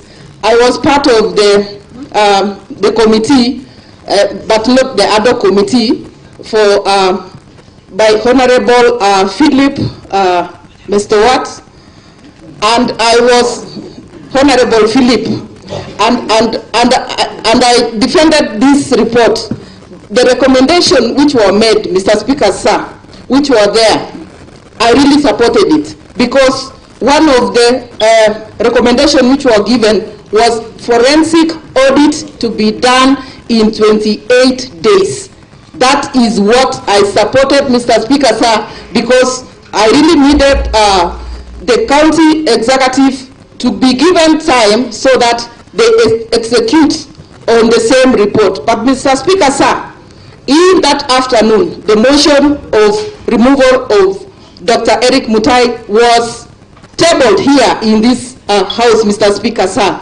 And I said, I'm going to vote no for this impeachment because of that.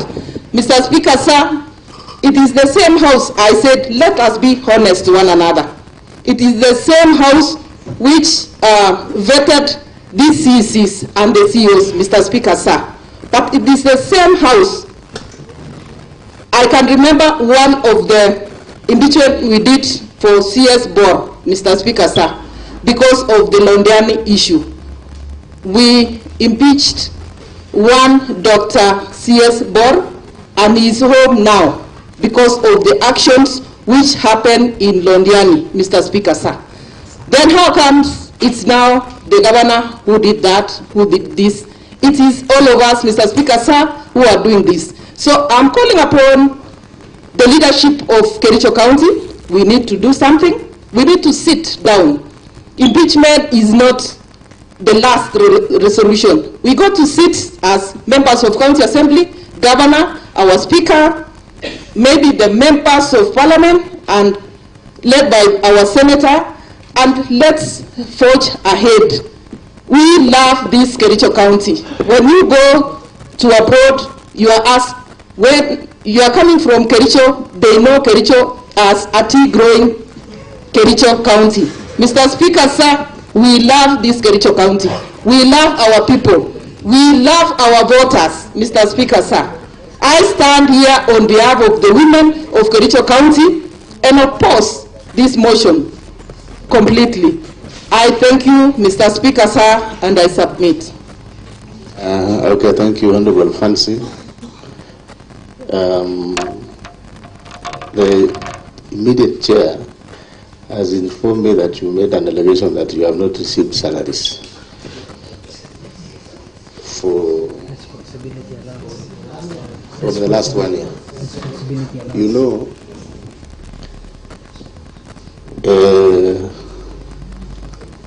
Honorable Fancy, you may have to, because that is a very serious concern, and yours truly, the Speaker here, who is the chair, is also the chairperson of a board of this assembly. And when you allude to the fact that you have not received salary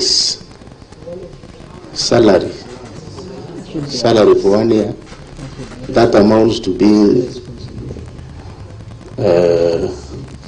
disordered, and you know the standing orders.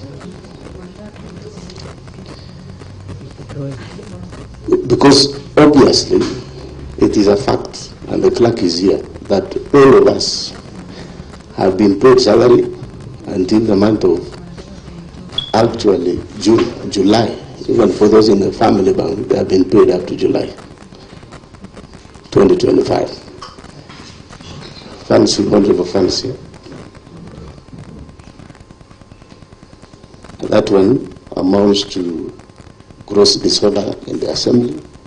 Standing order number 114D, deliberately giving false information to the assembly.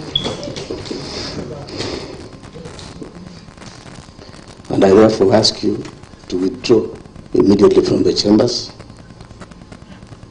from the precincts of this assembly, for the remainder of today's sitting. Order, Sergeant at Arms.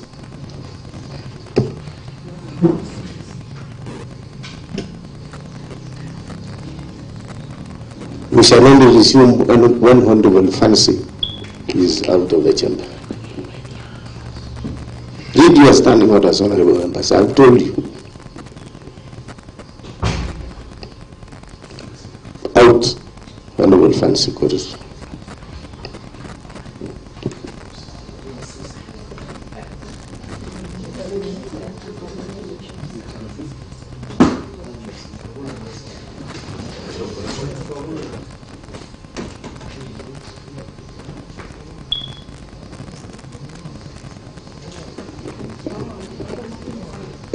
Honorable members, we proceed.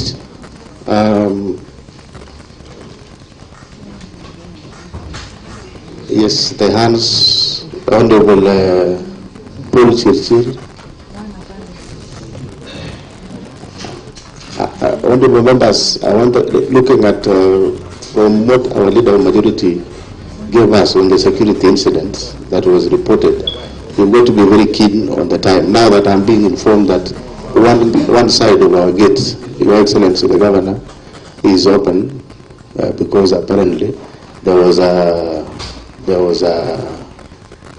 vehicle, KAH 075Y. When the incident was being reported, you are not here, and this vehicle actually belongs to the county government of Kericho. There is a report here that is official. We will be sharing with you that because of what has happened, we must be very careful also. Honorable members and the staff and the security clerk, you alert everybody to be alert because of the security concerns that we have here. So we have to provide safety to the members as well as to the governor also who is here and all of us. So I'll suggest members, let's stick to time. I'll minimize, I'll be giving it to 3 or 4 people so that I give to the governor to respond, and then we will proceed in that manner. Honorable Paul Chirchir.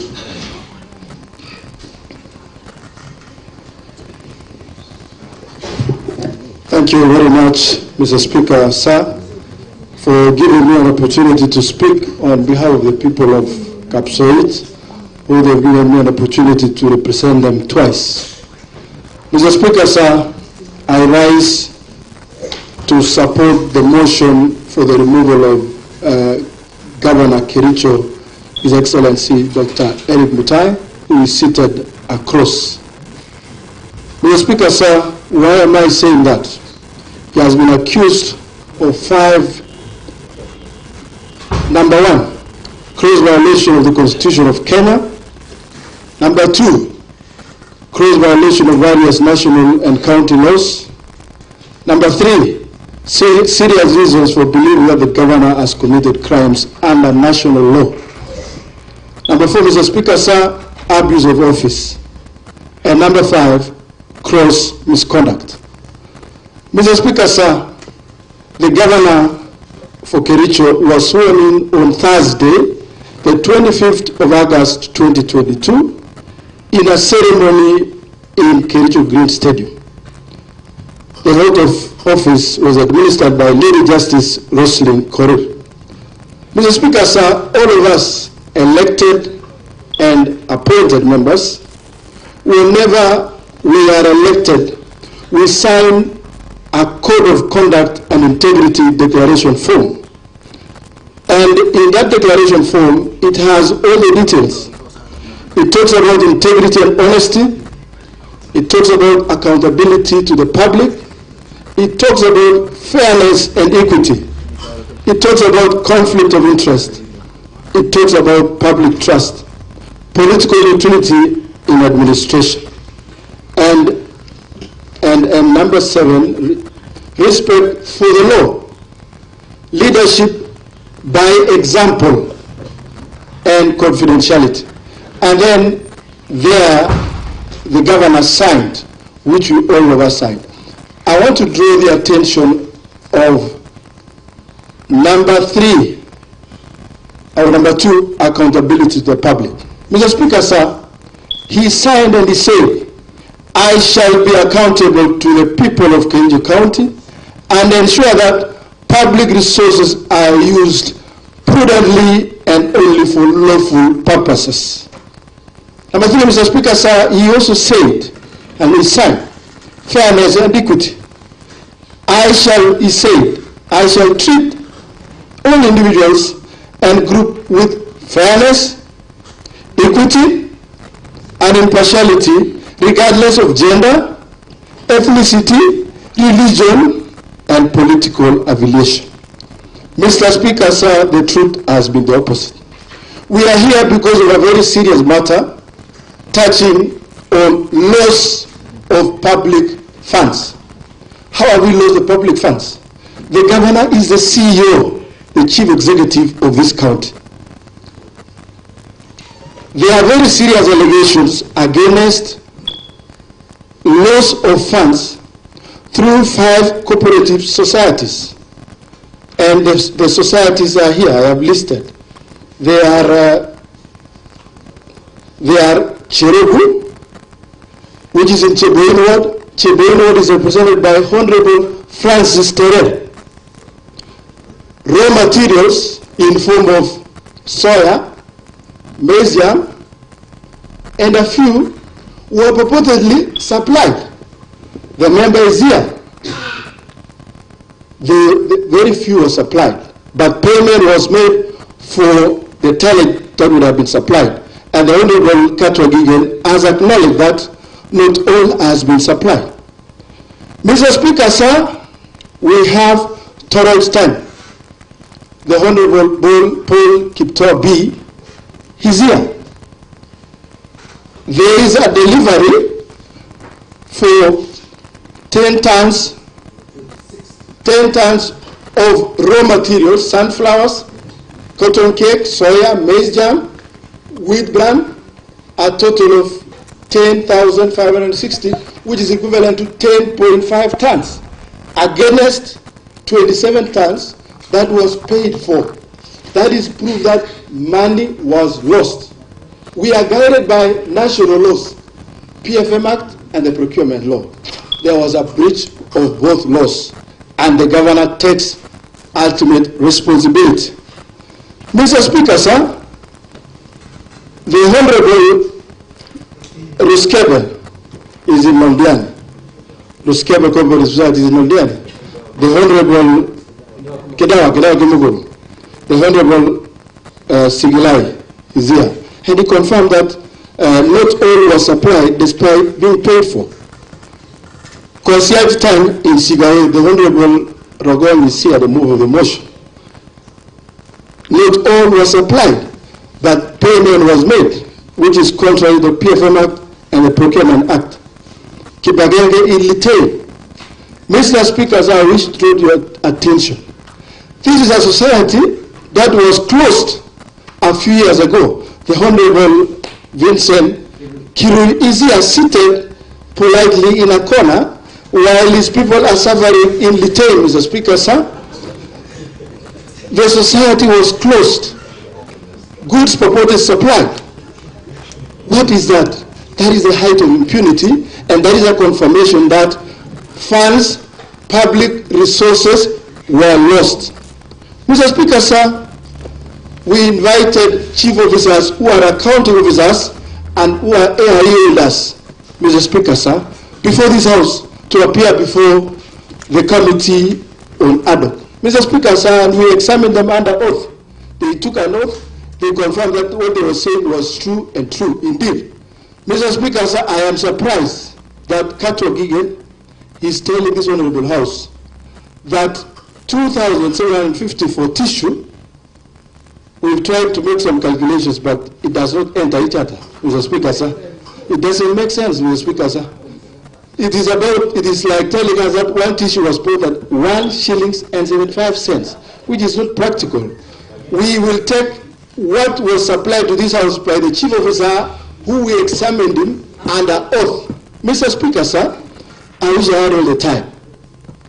The chief officer for roads, when he appeared before this committee, when he appeared before Ad hoc committee, Mr. Speaker, we also examined him under oath. We asked him whether he was the accounting officer. He said yes. Are you the AIA holder? He said yes. Mr. Speaker, sir, when we asked him why there are disparities in the invoice, payment voucher, S13, and delivery note, he said probably because of photocopying. Now, I was surprised that, is there a photocopy? When you photocopy, it loses the original figures. That was taking this House, that was not taking this House very seriously, Mr. Speaker, sir. That confirmed that there is very serious incompetence, and the buck stops with the governor who is before this House, Mr. Speaker, sir, for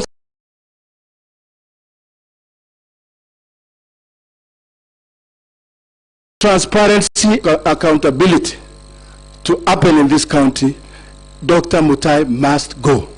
Mr. Speaker, sir, I have seen members here say we will vote this way, we will vote that way. I invite this House, before, when we were electing Speaker, Mr. Speaker, you know, and I apologize, Mr. Speaker, sir, I do not support you. I was for Honorable. We were 32 members, Mr. Speaker, sir, and I knew when we hit the floor of this House, we were going to win with one round. To my surprise, Mr. Speaker, sir, all of us were in Kisumu, the 30 of us. When we got here, and the governor was even seated here, we were surprised. We only got 10. 10. Mr. Speaker, what am I trying to say? When honorable members sometimes are taken in a corner, and they promise to do whatever they promise, that is not the truth.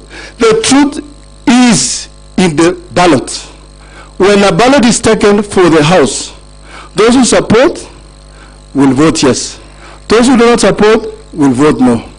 And the House, this House is guided by the standing orders. If machines in the tea estate plug tea, and count the leaves, how can this House not accept electronic voting, Mr. Speaker, sir? So the President has told us very well that we need to move away from analog and be digital.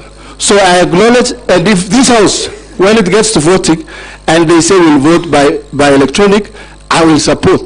If they will vote by manual counting, Mr. Speaker, sir, I support. But I know some people have sent me a text telling me that we will support the impeachment, and yet they are in the 18th. So let us, Mr. Speaker, sir, so let us count, let us be sure this House must be counted.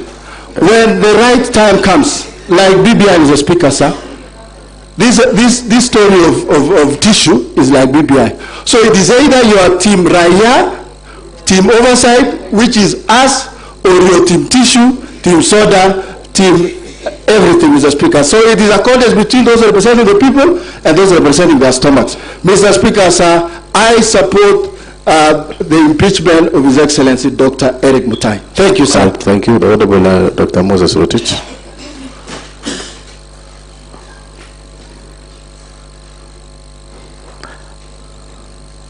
I'm picking only 2 more as per my directive, so. Thank you so much, Mr. Speaker, for... Order. Okay. Yes, proceed now.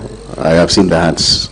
So Well, thank you so much, Mr. Speaker, for the opportunity that you have given me, and by extension, Mr. Speaker, on behalf of the great people of Tendeno Soget, Mr. Speaker, whom I represent.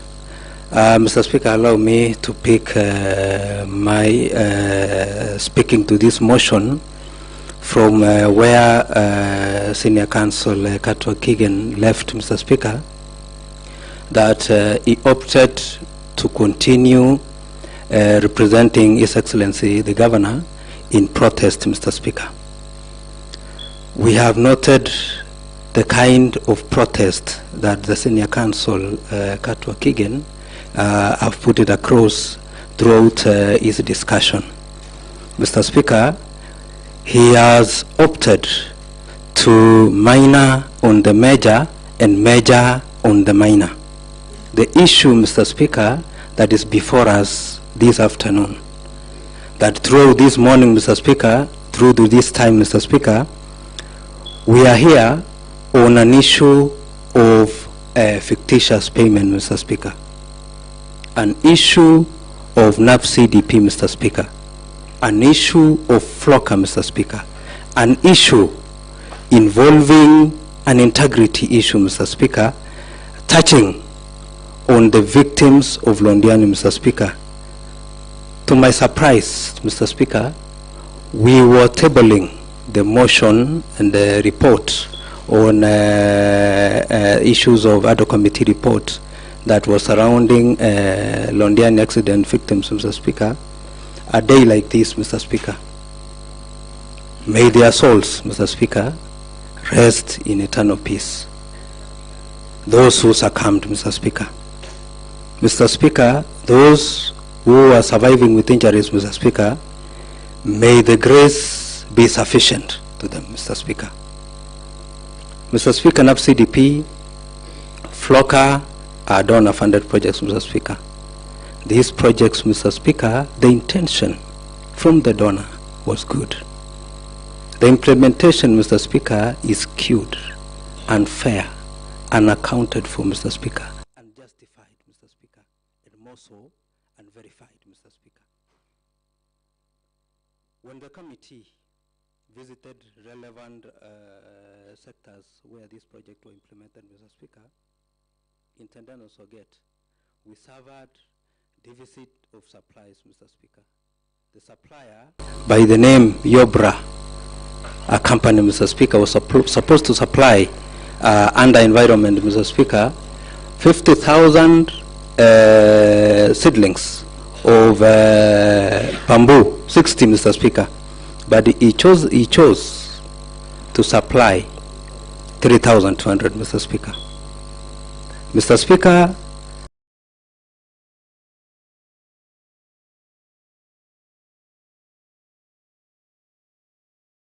I am the chair of Implementation Committee, Mr. Speaker. The SI projects, many of them, Mr. Speaker, when we visited, we noted a lot of concerns, Mr. Speaker.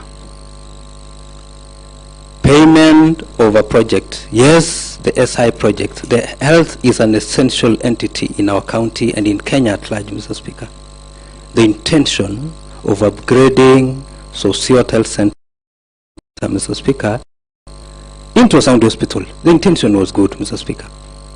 By the way, when we visited the scene, Mr. Speaker, we found the contractor on site with minimal work being done. To my amazing, Mr. Speaker, he told us he was already paid 33 million, Mr. Speaker. SI project that is on the oncology, the referral, Mr. Speaker, the contractor indicated to us, Mr. Speaker, that he has been paid 84 million. But when you visit the place, Mr. Speaker, you could not account for the 84 million that has been paid, Mr. Speaker. What am I trying to say, Mr. Speaker? We need value for money. The interpretation of the payments that were made, Mr. Speaker, indicate that at the time of advertisement, a certificate of payment was issued and payments were made, Mr. Speaker. Isn't that fraud? Mr. Speaker, I stand guided if in any case the name or the definition of fraud, Mr. Speaker, have changed. Mr. Speaker, the rule of thumb indicates, Mr. Speaker, that for one to do business with government, Mr. Speaker, you first supply the service for you to be paid. Mr. Speaker, it is important to note, Mr. Speaker, and I'm on record, that in Kipkelion, Mr. Speaker, the service of renovating the houses, Mr. Speaker, was not done, but payments was already made. Isn't that fictitious? Mr. Speaker, the opposite of fictitious, Mr. Speaker, is real. His Excellency, the Deputy Governor, came out, Mr. Speaker, to whistleblow. It is his right, Mr. Speaker. It is within his mandate, Mr. Speaker. And I borrow his leave that when you don't condone the nitty-gritty that is happening in a department, Mr. Speaker, it is important to recuse and become a whistleblower or even a state witness, Mr. Speaker, so that at the end of the day, when the D-Day come of accountability, Mr. Speaker, you will not be invited as a perpetrator, Mr. Speaker, but a witness of safeguarding the public resources. Mr. Speaker, I used to end by saying, Mr. Speaker, that Section 30 of the County Government Act, 3F, Mr. Speaker, the highest responsibility lies with His Excellency the Governor, simply because he is the CEO, the Chief Accounting Officer of every department of this county. All the CEOs are answerable to him. All the CECs are answerable to him, Mr. Speaker. I wish to say that in any case, I support this motion in totality, Mr. Speaker, because last financial year, Mr. Speaker, I'm a sad man, and also on behalf of the great people of Tendeno, Mr. Speaker.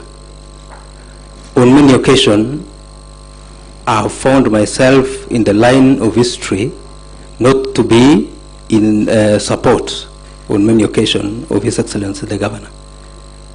Honorable Gilbert was in another camp last time, Mr. Speaker. But because of selective procurement, Mr. Speaker, people of Tendeno voted. We had 6 ballot boxes, Mr. Speaker. Mine was the below one because we believed in bottom-up economic transformation. The bottom-up, Mr. Speaker. Many of the voters started with me, Mr. Speaker, as the bottom leadership at the grassroots level, Mr. Speaker. Am I not a madman, Mr. Speaker, to support impunity in this county, Mr. Speaker? Atrocities, Mr. Speaker, where the great people of Tendeno, Mr. Speaker, are netted with revulsion, Mr. Speaker, are netted with a negative effect, Mr. Speaker. Philosophers, Mr. Speaker, indicate that there is what we call the negative reinforcement, Mr. Speaker, and positive reinforcement, Mr. Speaker. We have noted some CEOs, Mr. Speaker, to whom they are accused in this department, Mr. Speaker. They are transferred to another department, Mr. Speaker, and again they are transferred to another department after messing up, Mr. Speaker, with the department. The rule of thumb, Mr. Speaker, the best performing are rewarded. When you reward the best performing, Mr. Speaker, you subscribe to a tune of positive reinforcement so that others could emulate, so that others could follow the steps. But when a siphonner, Mr. Speaker, of public resources, Mr. Speaker, is rewarded, the net effect is a negative reinforcement. To even other departmental staffs, Mr. Speaker, I wish to say and conclude by saying, Mr. Speaker, in a family of having 10 children, Mr. Speaker, 6 have questionable integrity. questionable conduct, Mr. Speaker. You as a father, Your Excellency, the buck stops at you. If it was one child, Mr. Speaker, or two, you could question the peer pressure. You could even question, Mr. Speaker, that maybe blame on the uncles and the aunties, Mr. Speaker. I rest my case, Mr. Speaker, and I support this motion. I will give to Honorable Anita. And now I am now reducing time because I have realized. So we'll be doing 3-3-3. Honorable Anita and then Honorable Matthew. Then I will finalize with the Honorable Cheriot Betts. Then Thank you, Mr. Speaker, sir, for this opportunity to also contribute. And Mr. Speaker, sir, my ward being one of the wards that has been mentioned adversely in this report, Mr. Speaker, sir, I would like to speak on behalf of the people of Chemasot who saw it fit to elect me to be able to serve them in this time that we are in today, Mr. Speaker, sir. Mr. Speaker, sir, I rise to strongly oppose this motion of impeachment. I've heard the allegations against the governor. While we must take every claim of mismanagement or impropriety seriously, we must also be guided by the principles of due process, justice, and the verifiable truth. The proponents of this motion have presented a case, Mr. Speaker, sir, that upon a careful scrutiny, it is thin on irrefutable evidence. Instead, it appears to be built on foundation of political malice and misunderstanding of our complex challenges facing any county government. Mr. Speaker, sir, to err is human, and perfection is a standard that no one in this chamber or indeed in any position of leadership can claim to meet. We must ask ourselves, is this impeachment truly about the welfare of the people of Kericho? Is it a power grab? Is it a genuine effort to hold the executive accountable? Or is it a political motivated witch hunt designed to destabilize our county for personal gain? My considered opinion, Mr. Speaker, sir, is that it is the latter. I want to speak today as a mother and the only woman elected in Kericho County. Let us consider the progress we've made under the Governor Mutai's leadership. In a short period, we have seen tangible strides in our healthcare sector. There have been mentioned here that there are so many developments going on in our different hospitals. We have the new facilities that are being equipped. Our agricultural sector, which is our backbone, also has received an economic boost, as indicated even in the NAFCD projects. We have witnessed renewed focus even on our youth empowerment. We talk about Equalizer program that supported our youths to go through training in different technical or polytechnics in this county.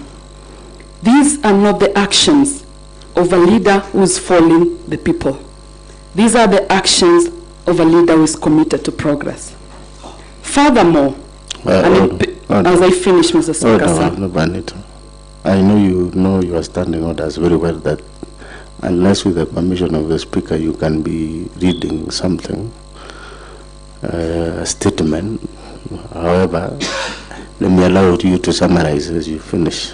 Thank you, Mr. Speaker. So since today was an electronic, we were told we were going online on everything, I decided not to write on a piece of paper, but to type them on my phone. I'm sorry, Mr. Speaker, sir.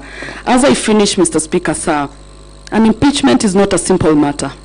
It will plunge this county into a period of prolonged political instability and administrative paralysis. Our development projects will stall investors' confidence will plummet, and the very fabric of our society will be constrained. Do we want to sacrifice these gains as we have made an altar of political expediency?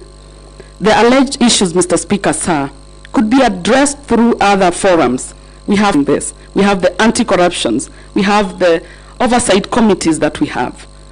We have some robust legal systems that could address this. Mr. Speaker, sir, as I end this, impeachment should have been the last resort, not the first line of attack. It is not the end of all this that we're going through today, Mr. Speaker, sir. I urge my fellow members to vote with conscience, to vote with stability, to vote for progress, and to vote against this motion. Let us send a clear message to the people of Kericho that this assembly is a beacon of reason, not a theater of political opportunism. I say in no to this impeachment of Dr.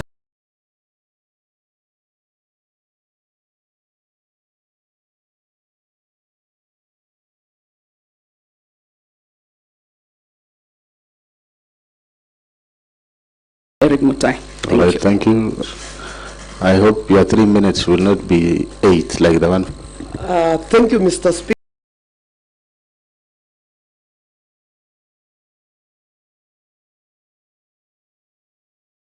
Sir, giving me 3 minutes. If I'll ask for extra, you will just consider my request, Mr. Speaker.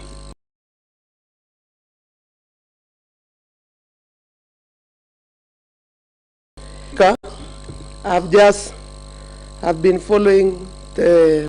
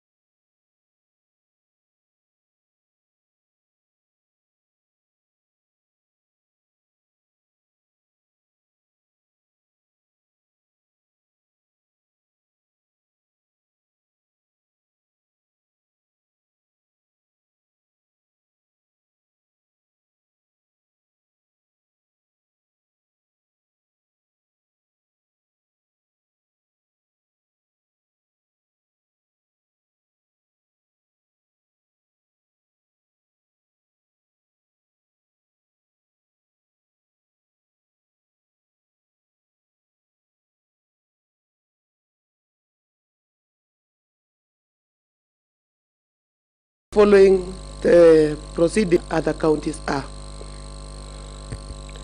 The night.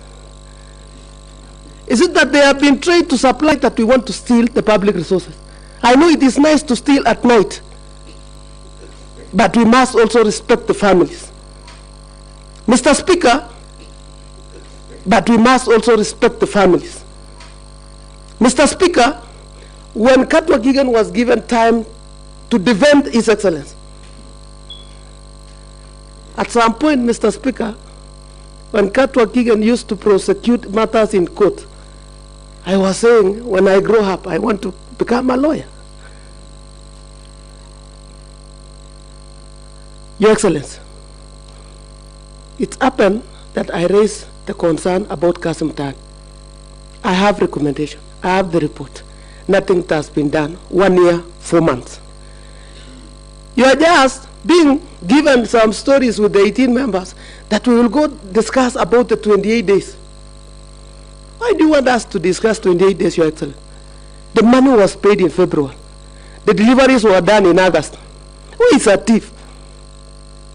The one who was paid before he supplied, or the one who is coming here to tell us the document was full and everything was paid after supplied? First witness to appear before the committee, CC in charge of finance and head of treasury. The first question from the chairman: can you confirm to this committee whether these all companies have been paid by the county government? Your Excellency, do you know the answer? All companies have been paid. All all companies have been paid at a tune of 85 million. And then when we went further, because we wanted to get the crocodile relaxing, because the alligator was so much mad on us, Mr. Speaker, Your Excellency, when we went to the second step, to go through the documents of finance, everything was stories. The second day was another day of comedy. Your Excellency, Mr. Speaker. Yes, there is a point of order. But Your Excellency, you know the standard practice, he needs to state the standing order. Yes, order, Honorable Matthew. Yes, Honorable Paul B. Thank you very much, Honorable Speaker. Under Standing Order number 98, one, a member shall be responsible for the accuracy of any facts. Honorable Speaker, I've known that I'm a man. Whenever a member comes here, he talks of Kapsaos, Honorable Paul B. Honorable Paul B. Here is a member talking of Toroitany again, Honorable Speaker. Get us facts that the chair of that society told you that the goods were delivered at night. I said very, very clearly here. Order, let's give if me as an area MCA doesn't have any problem with the society, who are you? Who are you to talk about the society? Yeah, yes, this is I know, understand. Talk of what you know, don't talk of other people's words. Order, honorable members, honorable, before you take the mic, Honorable Matthew, Honorable Paul Chirchir, and Honorable Paul B. Wait, first. Let us reduce this to a shout to match. A point of order will suffice with a show of hand. So let us maintain order.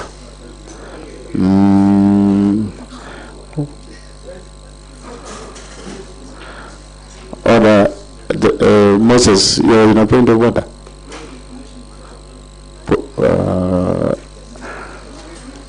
Honorable Paul Chirchir, what is your point of order?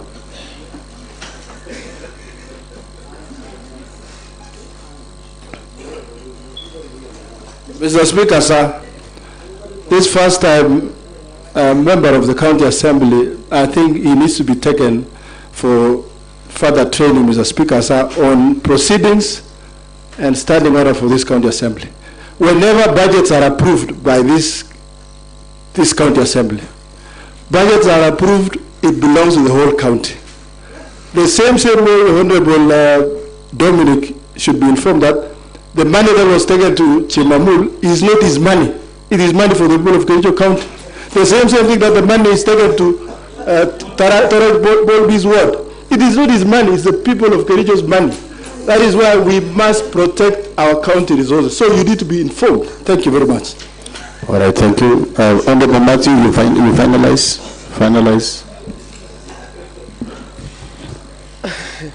Okay, Mr. Speaker, you know, during the press briefing of His Excellency the Governor, he alluded that a number of MCS are contractors. So at some point, I might have touched someone's work, Mr. Speaker, but I was in Kapsaos, being the member of the ADO committee, to find out whether the public resources was used well, but not to come and look what you are doing, Mr. Honorable Bolpi.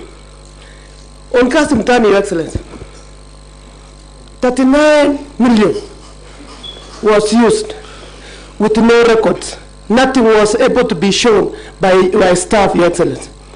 You know, when you ask us, this is the second impeachment that I'm going through. Yes, Your Excellency, and you can go the third one. Reason, you are not in charge of the county.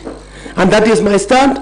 The other time I supported you, Your Excellency, because even you, when you given time, you say, I'm not seeing Bui Bui. I didn't want that Bui Bui by that time. But today, it is the public resource that we want to know. Where is it? Mr. Speaker, on Londiani scandal, I was part of the committee. Your Excellency, this is not a matter that you need even to discuss that people were paid. Your Excellency, a number of issues on Londiani scandal was very open to the members of the public, and the money was misused in the doorstep of His Excellency Governor Dr. Erick Mutai. On fictitious payment,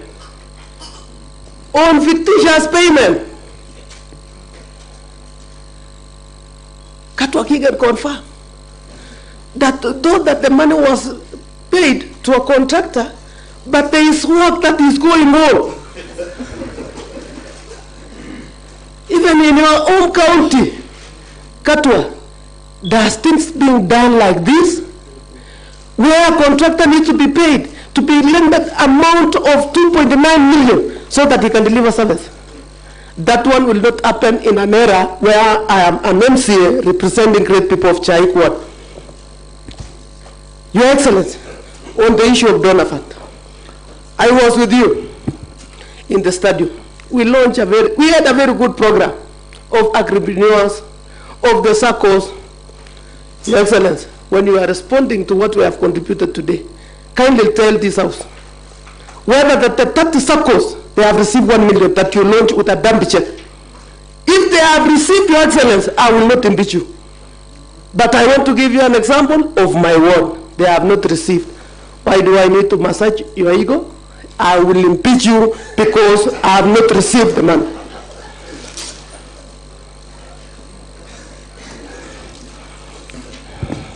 Your Excellency, Katwa Gigan has given us also another version of the tissue. These tissue issues and prices, it was not from our end, it was from the staff of the county executive. When we pose a question to the CEO, water, he say, I'm sorry, it is 2750, but because I will go and check, because we have done photocopy from the original.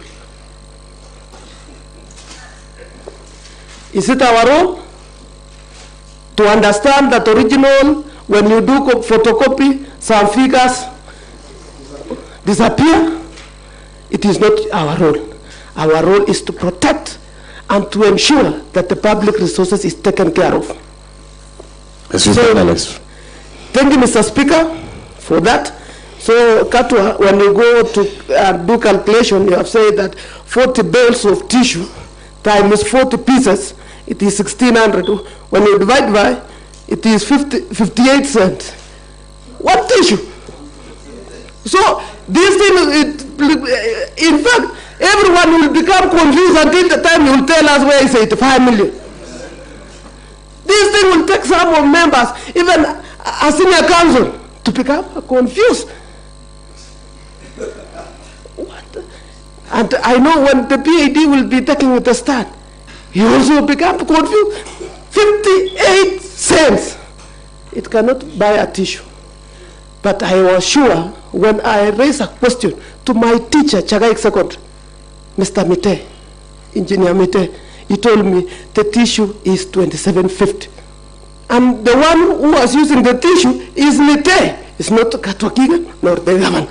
So my case is that I'm supporting this impeachment, either by sleeping, by standing, by doing what, I will impeach Dr. Erick Mutai for the betterment of the people of this county to get better service. All right, thank you. Honorable Peter Kemoy, and then I'll give to Honorable Chiriot. But a minute now, a minute on a serious note. Honorable Peter.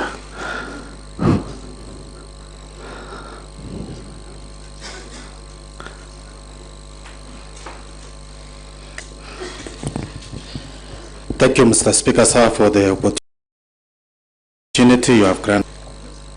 We are here to support this motion of impeachment because of the reasons that most of our honorable members have shared.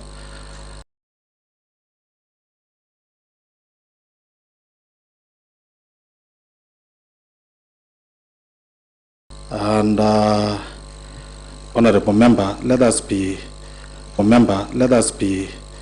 at least let us reason together as I urge also the Senior Counsel, Mr.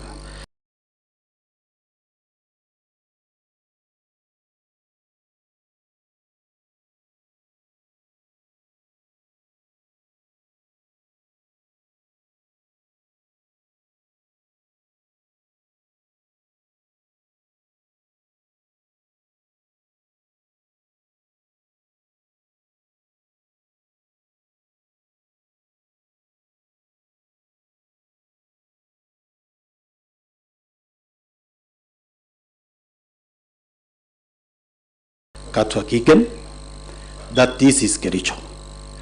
The resources, I know you have come to throw your allowances, but also in human grounds, let us reason together and see if justice is being done to our people. As you reasoned, as you do your calculation, it is good that the document misused doesn't sound good to our people. As much as we defend this, let us come to our sense and reason together. Are we articulating the right thing to this Kericho County? Mr. Speaker, sir, it is good that some of our members point out the calculation of the tissue. And I wanted to ask you, maybe you know much on mathematics than the CEO Mutai gave us. Because when you say 40 by 40, it gives us 1,600 pieces. When you divide 1,600 by 2750, it will give you 1 point something. On which world can you buy a tissue with 1 shilling point something? Mr. Speaker, sir, we are raising concern, not because we are representing, and when we are making some legislation here, I am not making a legislation that govern Kapsuser ward.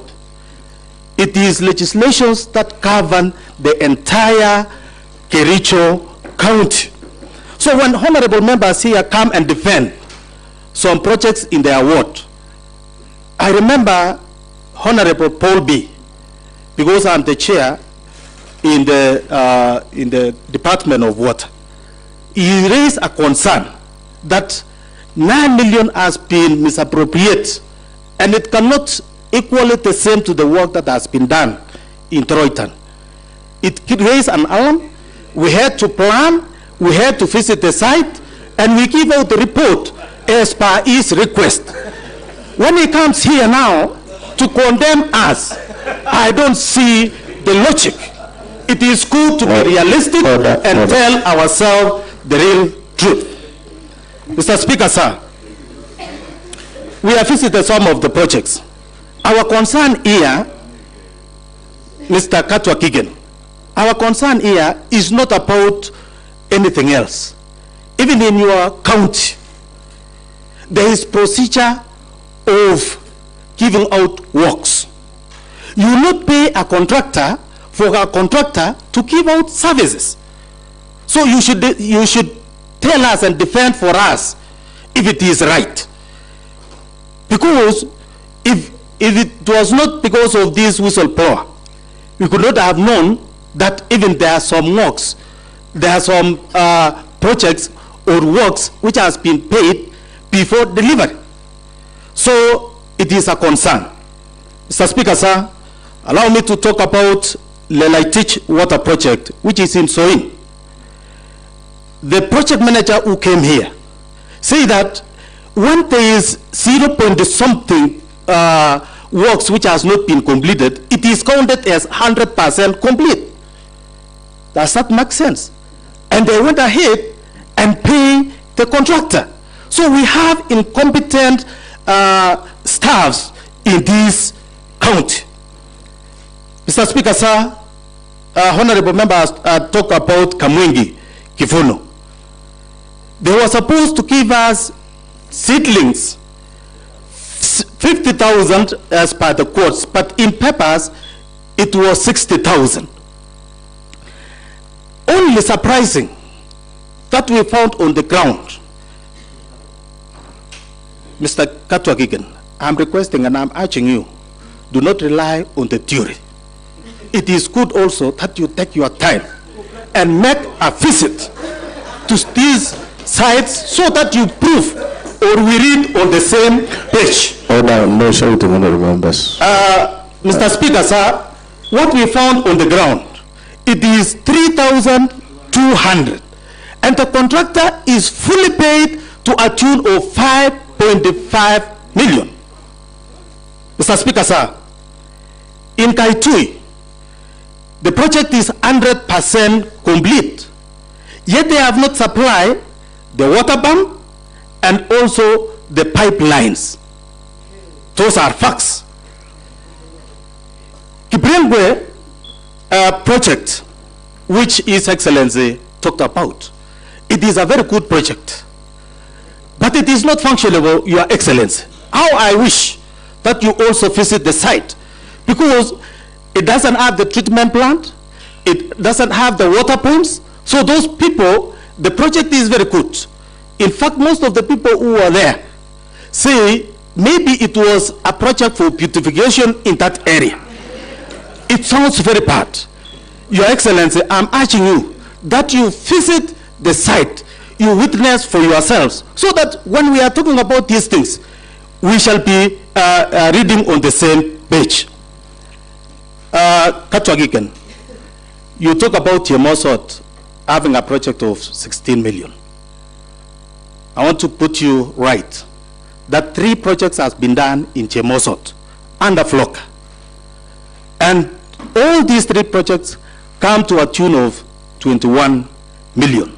As the chair, and I want to confirm to you, the leading ward under the funding of the Floka is this ward called Chemosot.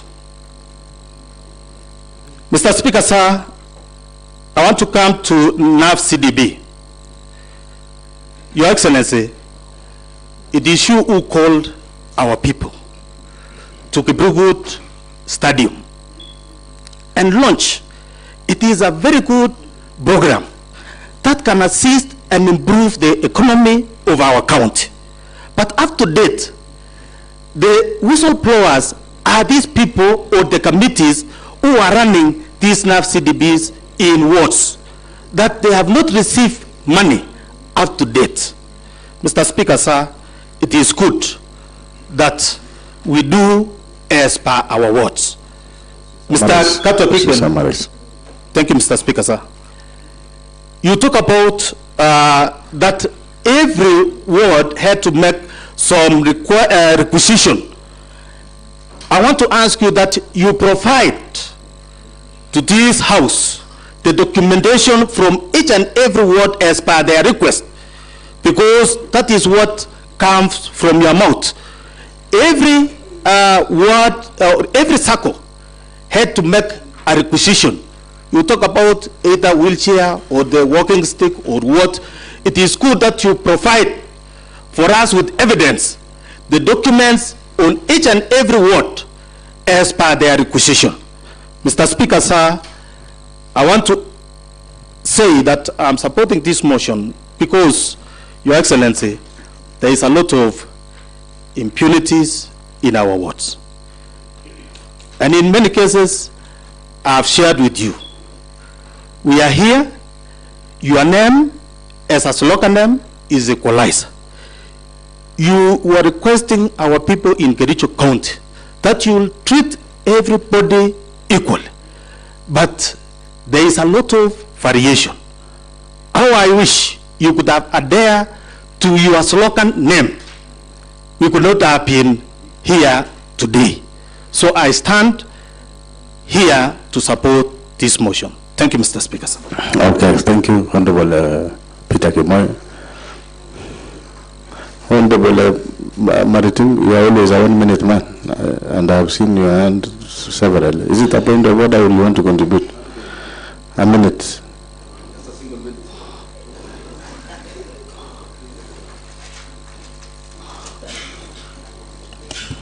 Thank you, Mr. Speaker, sir, for giving me this 1 minute to just contribute. Mr. Speaker, sir, it's unfortunate today that we are roasting our governor here and crucifying for the mistakes he never did. Mr. Speaker, even Jesus Christ didn't make a sin, but he was sacrificed for the sin of others. But I sympathize with you, Mr. Speaker. Mr. Speaker, in my ward, I happen to benefit from FLOCA. You know, we are unanswered. Do you sympathize with the Speaker? Or? No, with the governor. Oh. He's been roasted so because the governor is Jesus. Done by others. Okay, proceed. Okay, Mr. Speaker, sir, my ward benefit from the FLOCA funds for the supply of coffee, Mr. Speaker. It was supposed to be 50,000, but the supply was 35. So the 15, I don't know where it went. I don't know where it is. Again, Mr. Honorable Speaker, there was also a supply of solar dryer with a cost of 4.9 million, Mr. Speaker.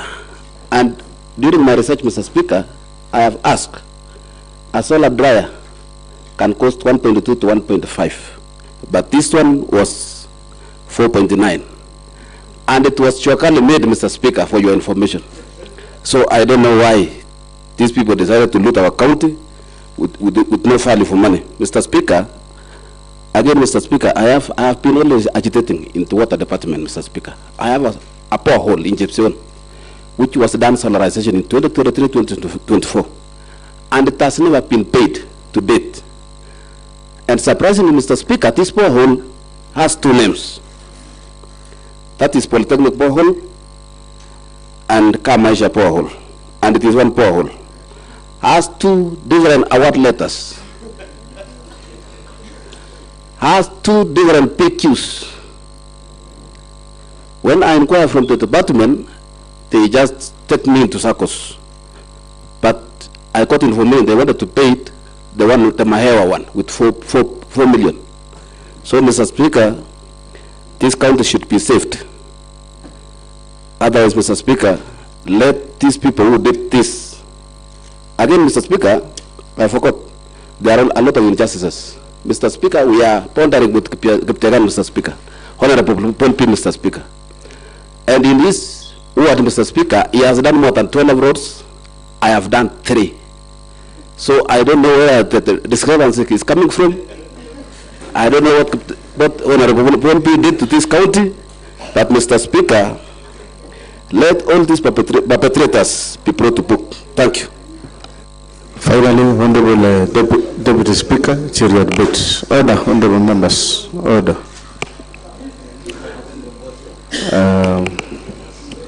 Thank you very much, Mr. Speaker, for giving me this opportunity. And of course, Mr. Speaker, the great people of Ainamoi, Mr. Speaker. Mr. Speaker, I rise, of course, Mr. Speaker, to support the motion by the Honorable Rogon, Mr. Speaker. Mr. Speaker, I do not want to repeat what the other members have said, Mr. Speaker, but I just want to say that, Your Excellency, I just want to begin by saying this, Mr. Speaker, that when I was, selected as one of the ad hoc committee members on fictitious payment, Mr. Speaker, I did a post in my Facebook page, Mr. Speaker. I gave an analogy of a crocodile and an alligator, Mr. Speaker, that when an alligator comes out of water, Mr. Speaker, and tells you that the crocodile is sick, will you doubt his story? Nonetheless, we are on our way to the waters to confirm whether the crocodile is sick or safe and sound. If we find that the crocodile is safe and sound, the alligator is in big trouble. That is what I posted during the initial, when I was instructed in that ad hoc committee, Mr. Speaker. Mr. Speaker, when the report was tabled, Mr. Speaker, I did another post in my Facebook page that the crocodile is very, very, very sick, Mr. Speaker, because of the findings of the ad hoc report, Mr. Speaker. And in that, Mr. Speaker, probably, maybe the governor, misquoted me, Mr. Speaker. I know he's a linguist, and of course a doctor of literature, Mr. Speaker. It was just an analogy. The crocodile is in the alligator is the deputy governor who was the whistleblower, Mr. Speaker. So I was not calling the governor the crocodile. It was just but a figurative. And you understand even more than me. He has a PhD, Mr. Speaker, and allow me, Mr. Speaker, to congratulate the Honorable Engineer Ezron because he graduated with first-class honors the other day from Mount Kenya University, Mr. Speaker, in leadership and public administration, Mr. Speaker. Mr. Speaker, before I forget, I also want to congratulate the Honorable Isma. I saw that he was posted by the Polytech as the best performing nominated member of the County Assembly in Kenya, Mr. Speaker. It's because of the social work that he does to his people of Bororiet, and we wish him well, Mr. Speaker. Mr. Speaker, when the report came, Mr. Speaker, that is exactly what I posted, Mr. Speaker. And somehow the governor took offense. You know, Mr. Speaker, he went ahead and, you know, gave a presser, Mr. Speaker, at around 6. But I was expecting that he's going to respond to the 85 million that was there in the report, Mr. Speaker. But unfortunately, Mr. Speaker, he attacked the other committee's members. And more importantly, Mr. Speaker, he even mentioned my name and yours, Mr. Speaker, as we are chief contractors, Mr. Speaker. And you know, Mr. Speaker, I am a son of a pastor, Mr. Speaker. So I forgive the governor because he is very aware that I am not a contractor. I have never done any contract in this county. For the 13 years, Mr. Speaker, I have the benefit of being the longest serving members of the County Assembly. I have seen people coming and going, Mr. Speaker. And I'm yet to see very many this coming election, Mr. Speaker. Mr. Speaker, I know the governor, I do not victimize him because he was under duress, you know, under pressure, because I heard there are a lot of people at the background shouting, yes. So, you know, that is politics, Mr. Speaker. But I want the governor, if he gets an opportunity, Mr. Speaker, to do a background check or who is the contractor. 2 months ago, we went with the governor to the same facility, Mr. Speaker, and the contractor was there, Mr. Speaker. In fact, I was very tough on the contractor because he hasn't finished work, Mr. Speaker. The reason he was saying is that he has raised a lot of, you know, certificates of payment, but the county has not honored payment of those certificates, Mr. Speaker. Therefore, he left side, Mr. Speaker. So, the work there, the governor is here, Mr. Speaker, is 95% done. Contractor paid 50%. Mr. Speaker, when you come to the county referral, we have an oncology that we funded with 340 million. 86 million already paid. Nothing has been done in the county referral oncology, Mr. Speaker. Go to Societe, Mr. Speaker. Just foundation, 33 million paid. Just for foundation, Mr. Speaker. So, Mr. Speaker, what I'm saying, Mr. Speaker, is I was waiting for His Excellency, the governor, with all due respect, Mr. Speaker, probably to say that, you know, I have just, in fact, he was telling you, received the report of the ad hoc. And, you know, the members of the ad hoc, all of them are contractors, but, you know, I understand it was past 5. You know, past 5, Mr. Speaker, you can never know where someone goes after 5, Mr. Speaker. So I gave the governor the benefit of doubt, and I have forgiven him, Mr. Speaker. If he gets an opportunity, probably, Mr. Speaker, he will expound on that. And, you know, when you want to get to know the contractor, you search for the CR12 of the company. It will tell you who the contractor is, who the directors of the company is, Mr. Speaker. And that will tell the people of Kericho and the people of Inamoi that probably personally I have never done contract, Mr. Speaker. And I am the long-serving member of the County Assembly, Mr. Speaker. But then probably after, in my next life, Mr. Speaker, probably I'll be a contractor, but not now, Mr. Speaker, because I know of the consequences of the conflict of interest. Mr. Speaker, we sat here, Mr. Speaker, and we gave a very good report. Report as it is, Mr. Speaker. I was part of the members of the ad hoc committee, Mr. Speaker. When I was sitting here, Mr. Speaker, when we were looking at these cooperatives that were supplied to these raw materials, Mr. Speaker, in fact, I was surprised that one of the cooperative societies that was supplied, but it was not under investigation. In fact, the CEO was telling me that Kericho Dairies is one of the beneficiaries, and I never knew. I went back there, and I called the director. He told me we received for Kericho Dairies in November last year, Mr. Speaker, but payment was done on February, Mr. Speaker. So the member representing the great people of Caps House, a very good friend of mine, Mr. Speaker. I remember I campaigned for him. I almost lost my life, Mr. Speaker, when I was campaigning for the Honorable Paul B, because I was involved in a road accident in Brook. 2 a.m. at night, Mr. Speaker. We went to his Toroy Tank. Toroy Tank will always be on the news for the remainder of this time, Mr. Speaker, until they receive their full. Mr. Speaker, someone is writing to me. In fact, they are showing me pictures of the same society. I didn't go to Caps House because I'm a member of the county assembly. I just went there because I was a member of the ADOC. And I wanted to assist the people of Ainamoi. Mr. Speaker, if the Honorable Paul B fails, Mr. Speaker, even the people of Kapsa House will ask me, where were you? And you campaigned seriously. In fact, my vehicle was towed at Kapsa House Center, Mr. Speaker, trying to save the Honorable Member, Mr. Speaker. But I'm very happy because he's now here, Mr. Speaker. He will defend himself probably in the next election. But, Mr. Speaker, I went there. One, I was a member of the ADO committee. What we found there, Mr. Speaker, I think the right time, Mr. Speaker, is a crime scene. Because one, I heard one of the honorable members here saying that the lightning will not visit a family twice, Mr. Speaker. This Toroitan has been visited twice by the calamities, Mr. Speaker. One, Mr. Speaker, is these raw materials. Mr. Speaker, you know it pains. They did payment on 4th February. 4th February. 4th February of this year, Mr. Speaker, they did payment. On, Mr. Speaker, on 26th of July, they supplied the first consignment that factory, Mr. Speaker. That society, Mr. Speaker. And you want us to clap and say that I'm not a member of Kapsa House?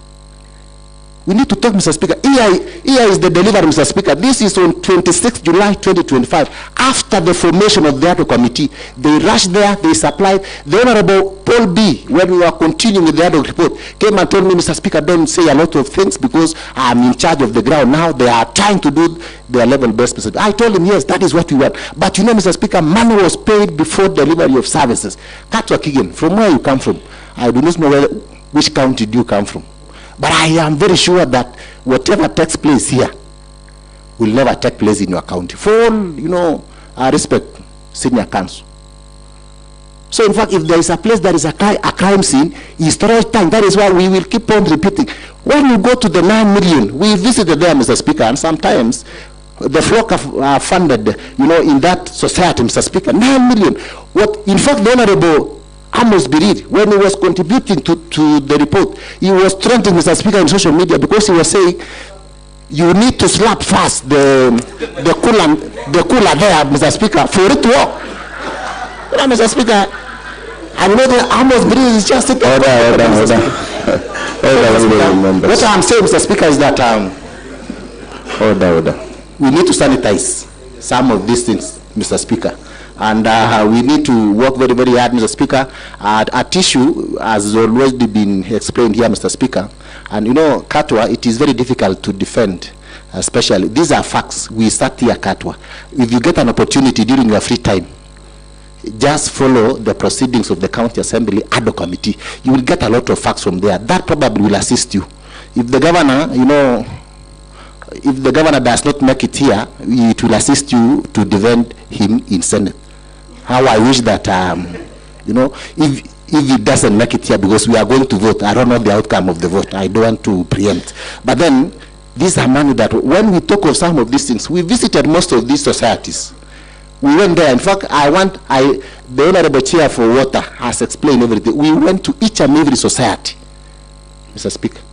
And we found out some of these things were not even done, Mr. Speaker, and money was paid. So what I'm just saying, Mr. Speaker, is that why the governor is here, Mr. Speaker, is just because of Section 30, subsection 3F of the Constitution, Mr. Speaker, that the responsibility lies at the governor. Otherwise, Mr. Speaker, the reason why he's here, Mr. Speaker, is because all these other things rotate around his government, Mr. Speaker. The Londiani report, the accident report, Mr. Speaker, nothing was done. In fact, it was the County Assembly who intervened until we impeached the former County Secretary, Mr. Speaker.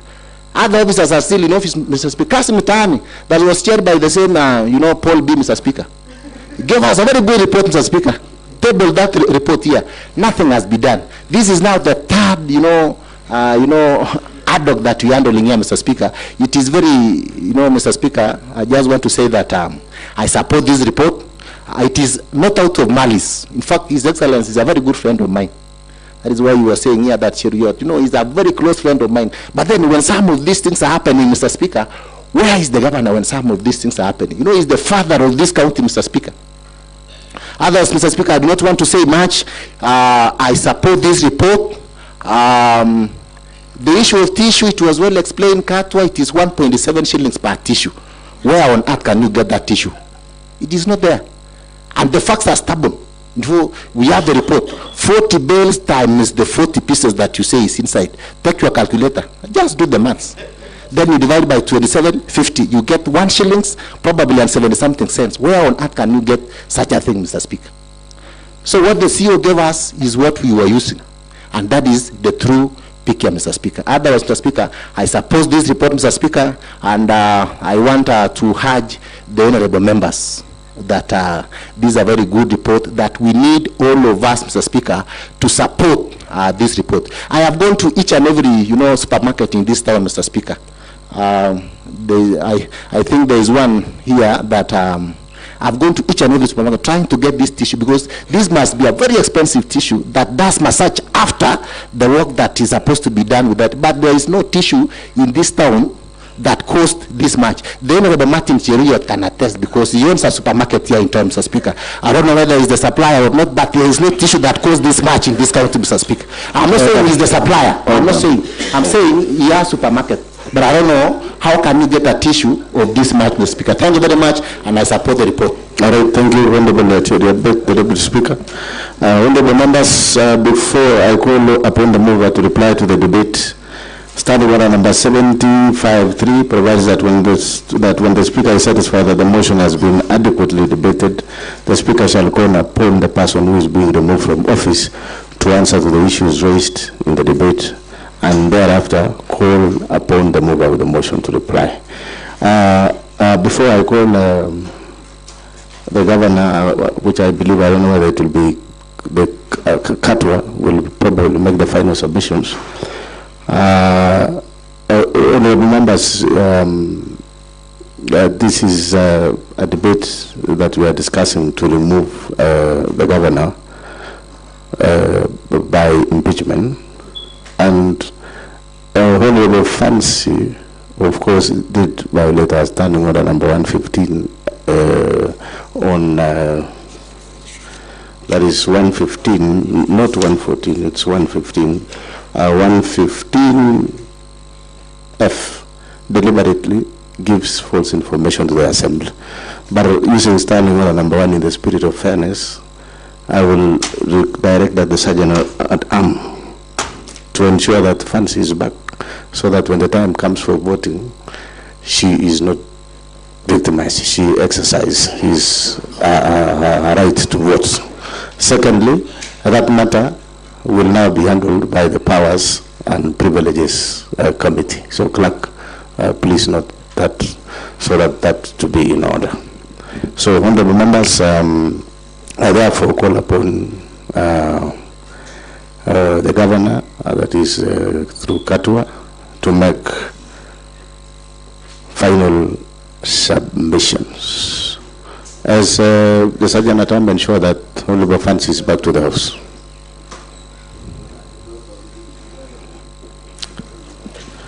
Mr. Speaker, sir, honorable MCS, we maintained our position that responsibility for any wrongdoing that was done should be first be visited on the people who are involved, if there is any wrongdoing, before resort to the His Excellency the Governor. The second one I wish to say is in respect to a number of members of the County Assembly have gone back multiple times to the issue of the retired CECs and CEOs, and especially on the issue of CECs. If it were to be the case, as is being argued here in support of the impeachment, if it were to be the case that there was any impropriety in changing the CECs, I would pray that the Assembly also takes their share, because the replacement of each of those CECs came here. And so if you have any grievance about the replacement of those CECs, please share that responsibility with the Governor and drop it from the gamut of the motion to retire the Governor. There was the argument by Majority Leader that the report was unanimously voted for. We have looked at the report, and it is clear that the report was providing for the Governor to act. And so I think nothing turns on the point that indeed the report was voted for unanimously. The unanimity was in giving the governor an opportunity to act. Many waheshimiwas have made reference to Kasim Mtaani and Londiani. It remains our position that having been canvassed in the previous impeachment of September 2024, it is not a proper subject for consideration in this impeachment. However, Mr. Speaker, sir, if it were to be the case that you really must entertain it as part of these proceedings, which we protest to, if it must be, we pray that you see our submissions on it. We have relied on the previous statements and documents that we had relied on in the previous defense we did. And again, we reiterate our objection to the reintroduction of the same. I am surprised that amongst the people who are supporting the reintroduction of Kasim Mtaani and Londiani is Honorable Matthew, who had found it to have no merit in the previous impeachment proceedings.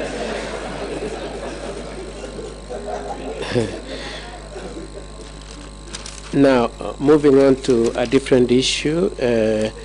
On the same issue of Londiani, we just want to flag out two issues. One is that that report was taken to court and it was quashed, and so it is of no effect. And secondly, part of the recommendations in that report was that one Dr. Wesley Bor should step aside, and my instructions are that indeed is out of office. On the issue of Kipkelian houses, is it Dr. Norman or Professor Norman and Chief Whip and Matthew went back to it and said that I said that indeed payment was made. Okay, what I said in my previous submissions is that works have been done on those houses and some other works were going on. I left it at that. The rider that has been, the words that have been put in my mouth saying that I said payment was made in advance were not my words. And so I want that clarification to be clear, that I didn't go into the issue of payment having been made in advance. But assuming for one moment it is true that indeed payment was made before the works were done, I would like to make two arguments on that. The first one is that the person who did that should take responsibility. It doesn't have to be the governor, because he didn't sign for it. He didn't. It's not like he personally, it was brought to his attention, he looked at it and said pay him in advance. That's one. The second one is I have looked at the totality of the materials that have been brought in terms of the impeachment, especially with regard to the issues of the contractors, construction contractors. And it doesn't seem anywhere that the committee availed themselves the contracts for construction. I have particularly in mind, for instance, a contract as huge as the one for the hospital. And it is common knowledge that for construction contracts, there is provision for advance payment. And therefore, to the extent to which it has not been determined that advance payment due on constructions in terms of the payments in these projects, to the extent to which there is no address to that issue, we submit that even a payment was made, then there is need to check whether it was advance payment provided for in the contracts. And contrary to what some of the honorable members have said, that there is no case where a payment is made in advance, the inverse is true, that in contracts there is advance payment, and so it doesn't necessarily follow that the mere fact that there is advance payment before the works are done, there is fault. There is need to look at the contract. However, again, I just want to put this right and this underline with emphasis that if it were to be the case that indeed there was irregular payment, then the persons involved individually should be asked to take responsibility. It doesn't necessarily have to be His Excellency the Governor.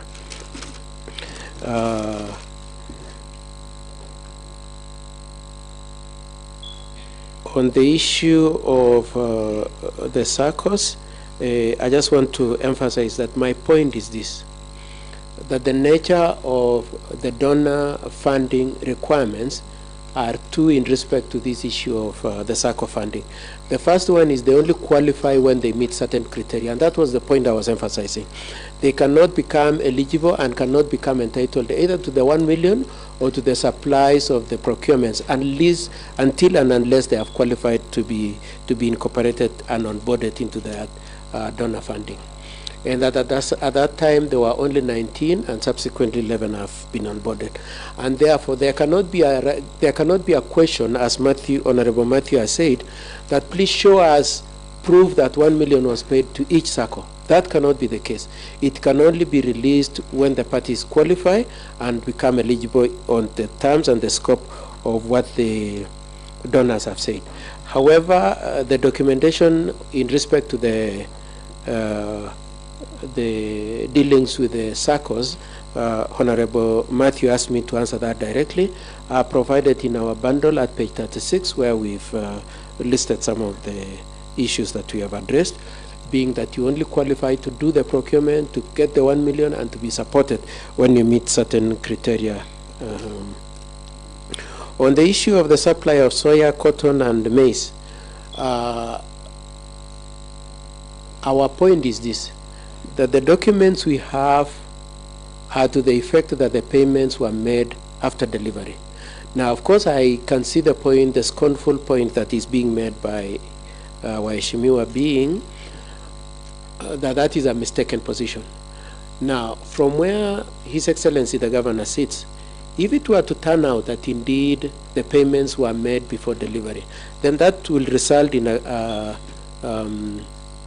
disciplinary and possible other sanctions. And so until that issue is determined, until His Excellency has been afforded an opportunity to act, to investigate, to determine that, it cannot be blamed on His Excellency the Governor that he was blind spotted in terms of any impropriety that is there. We are not necessarily saying that impropriety may not be there. We are saying we need an opportunity to look at them, and where we see it, we start off looking at the documents and the face of the material. We also were putting the emphasis on the point that these items are consumable. So you don't put them there and they stay there for 3 months or 4 months or so. They come and they go. And so the mere fact that you found 10 tons doesn't mean that more tonnage was not delivered.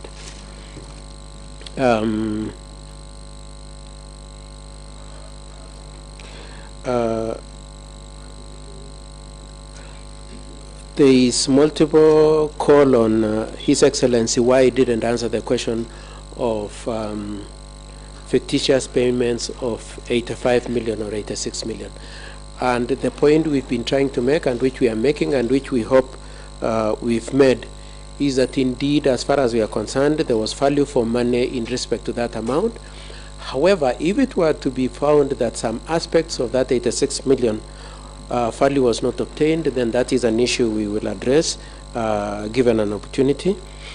I note that some members raised issues of bamboo, issues of the roads, and Mr. Speaker, sir, I pray that those be excluded. We do not have notice of intention to address issues of bamboo, issues of roads that were discussed by, amongst others, Moses Rotich and Peter Kemboy, who kept complaining about some other MCA getting 12 roads, him getting 3 roads. If we had notice of that, we would have responded. But if the general point that is being made is that it is skewed, our position that is that it is not true, it is not skewed. We tried as much as possible to be balanced, and some of these programs are running up to 2027, and if you really want to complain that it was skewed, it is skewed, then you should wait to the year 2027 and then raise them if it will not have covered that area. Yes, and that in terms of the SACCOs, the supplies were made as requested. For all those reasons, we pray that you decline the motion for impeachment. You give the governor an opportunity to act. You let the parties who are responsible take responsibility. And we are very pleased at the comments made by Mr. Honorable Peter Kemboy that, Honorable Maritim, that the governor is suffering for things that have nothing to do with him. We pray that you give full meaning to that submission. Mr. Speaker, sir, I would like to leave it there after saying one point. I trust that I have used about 15 minutes, so I would like to spare 1 or 2 minutes for His Excellency to say something. Order, members, order. We want to... Before we go there, Mr. Speaker, sir, I just wanted to make one point. Mheshimiwa, my friend Tarimbo, I keep missing his name. Honorable Paul Chirchir. Paul Chirchir said that he has received messages from the 18 that they will vote in support of the impeachment. As far as we are concerned, none of them have sent any message like that. He is the apostle of the proposition that somebody must give supporting material to that. He has not shown us who, he has not shown us any material. However, if it were to be, if that point is to be made to, if that point is to be taken to its full meaning, it is our argument that is part of the scheme to manipulate the vote that is coming. That's all I wish to say. All right, thank you, Catwell. Your point has been made. Honorable His Excellency the Governor, kindly 5 minutes, please.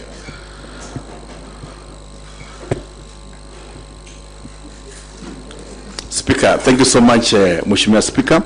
Mine will be very brief. One, I think Mheshimiwa Speaker has been good listening to debates. And one thing, while debates were ongoing here, I reckon that probably another space of time, perhaps I would have been in Parliament, because I've really enjoyed the debates here. I want to thank the members who have contributed. The insights that they have shared with us are valuable to us as government. We really want to appreciate those deep thoughts.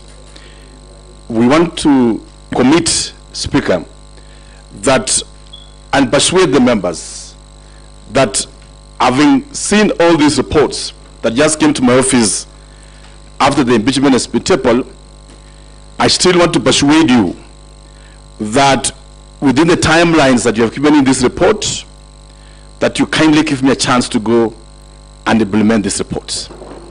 It is possible, it's doable, and we can do it together as a team and as leaders of this county. Lastly, Speaker, I am reminded this afternoon of the great words of Raskolnikov in Crime and Punishment.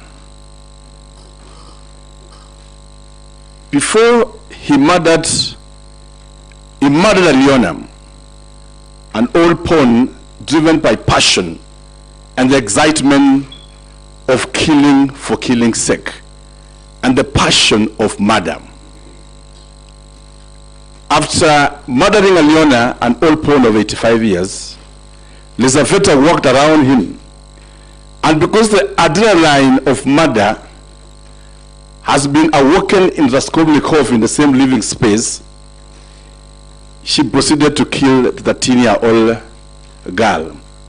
When asked why she killed the old woman, she said, "I've simply killed a louse and stumbled upon a louse." But it was being driven by the passion for murder and the pity of pain inflicted to somebody else that gave him a lot of excitement. Mr. Speaker, I also conclude with these great works of Macbeth in the tragedy of Macbeth Shakespeare. Macbeth having killed King Duncan because the wife of Macbeth, Lady Macbeth, has told the husband, who was a bodyguard of King Duncan, that the dream has come to me that if you kill King Duncan, you are going to be the king. And Macbeth, Mr. Speaker, Lady Macbeth, kept telling the husband that the gods have shown me that you are going to be the king. Kill your cousin King Duncan. She refused, the man refused. Then the lady came and said, "Oh gods of heaven, come and sex me that I may be a man and vanquish King Duncan." Macbeth, inspired, killed King Duncan. He proceeded to kill any other witness there, being driven by the insatiable power game and the struggle to satisfy what he has begun. And when guilt came and consumed him, Mr. Speaker, he said, that he saw the blood that he has shed, the many that he has killed along the way, and killed because every human being has killed at some point of time. The pleasure of murder look exciting for a minute, but after some times it comes back to you. And King and Macbeth say, the gods are speaking to me that I have done crime. But he says, when I want to go back, I have waded far mile through this blood to stop the murder. I beseech this house. You murdered me the first time. This is the second time. There's been a lot of agony all over, both in my own personal life and even within all those that are close to us. I want to persuade you, all of us, that you have a chance to work together as the great people of County of Kericho. We have a chance to still make amends and sit together, implement these reports, and push the dream of Kericho County to be fulfilled in your individual wards. To every report that has been given to me, within the timelines that have been given, if God gives us a chance to move forward, we will be able to implement on this particular reports that have been given to me. Speaker, you've been graceful to us. I've enjoyed sitting in your house, and I want to appreciate all the time you have given us with our team, and we commit that God will see us through. And I had asked in the morning that under your feet, we only ask for justice. As we seek for justice to the issues at hand here, the governor today also asks just for justice. That as you go towards the critical point of voting, my still request before everybody is that I know there are standing orders to vote electronically, acclamation, and roll call voting. As the accused, it is under your discretion on what works best for all of us. But we pray, Honorable Speaker, that if you give us the chance for a roll call voting, we'll be able to attest that this person ever did say this and this. It will allay the fears, it will allay the suspicion that this and this. And I said in the morning that if my time comes to go, I'll go head high when justice has been done and when fairness seems to have been given to me as the accused. Thank you so much, Honorable Speaker. God bless you, and God bless the great Assembly of Kericho and the great people of Kericho County. Asante sana. Thank you, Your Excellency, the Governor, for your submission, final submission. Katwa, before you leave with the Governor, I want you to take this home. I know this is in line with the standing order number 70A that you were talking about. That let it be on record that this motion by Honorable Procedural was approved by the office of the clerk and my office because the matter was never prosecuted to its finality. And you all agree with me that even the governor himself, including your his representatives, did not even made their submissions at the Senate. So please note that, let that be on the record also, other than standing order number 70 that we are relying on, both 70 and 70A. So having said that, Katwa, His Excellency the Governor, we are of course glad to host you here. I know normally you sit on the right side, on my right side, but today you are in an unfamiliar seat. I'll ask our Sergeant at Arms now to escort you so that as you wait for the final verdict outside the presence or wherever you want to be, no problem. Governor and the lead team, you can now proceed kindly.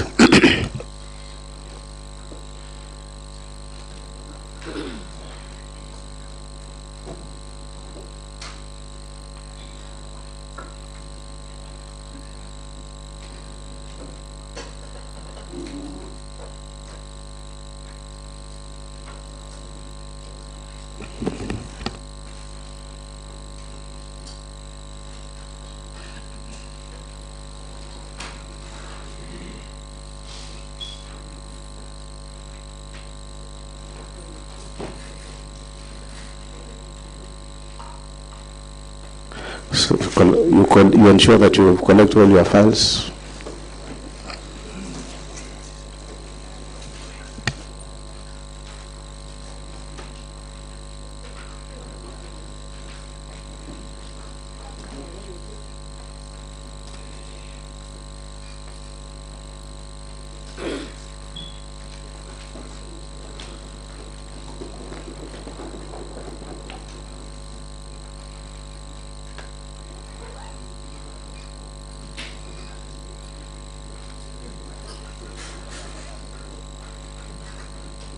Thank you so much, Katwa and team.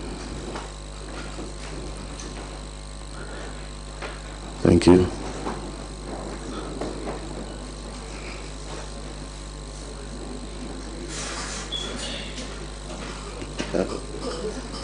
Okay, order under the members, we now proceed.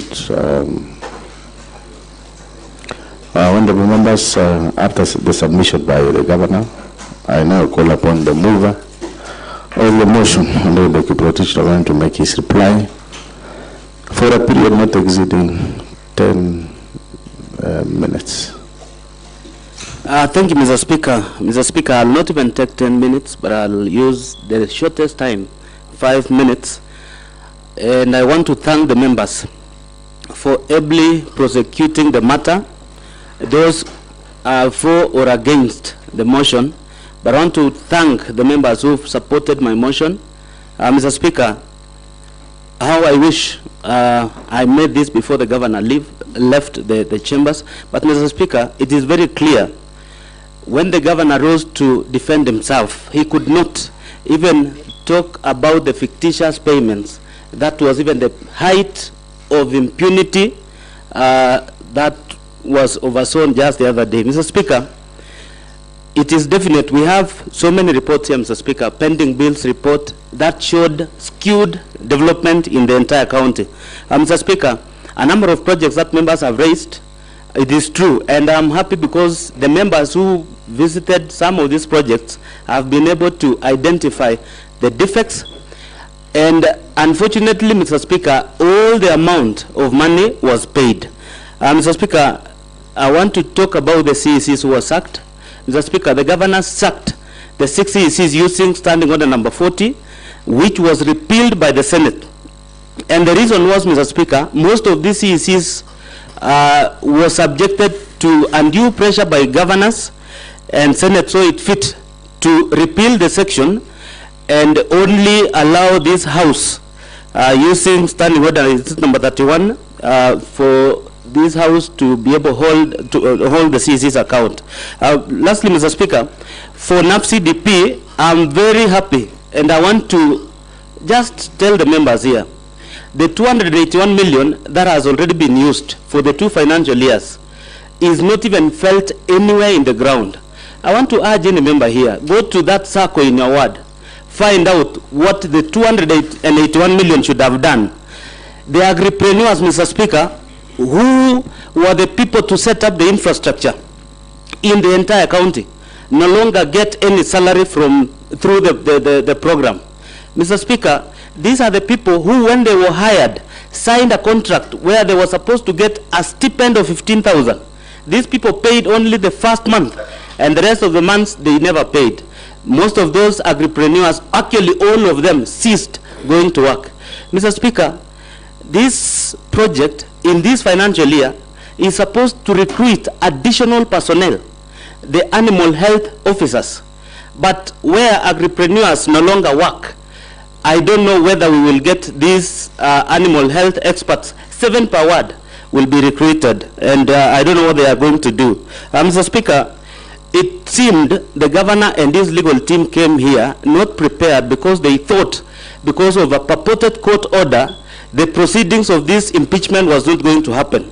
But I thank God, Mr. Speaker, because there is already an established jurisprudence where any court of law in this republic cannot injunct a process initiated by this House.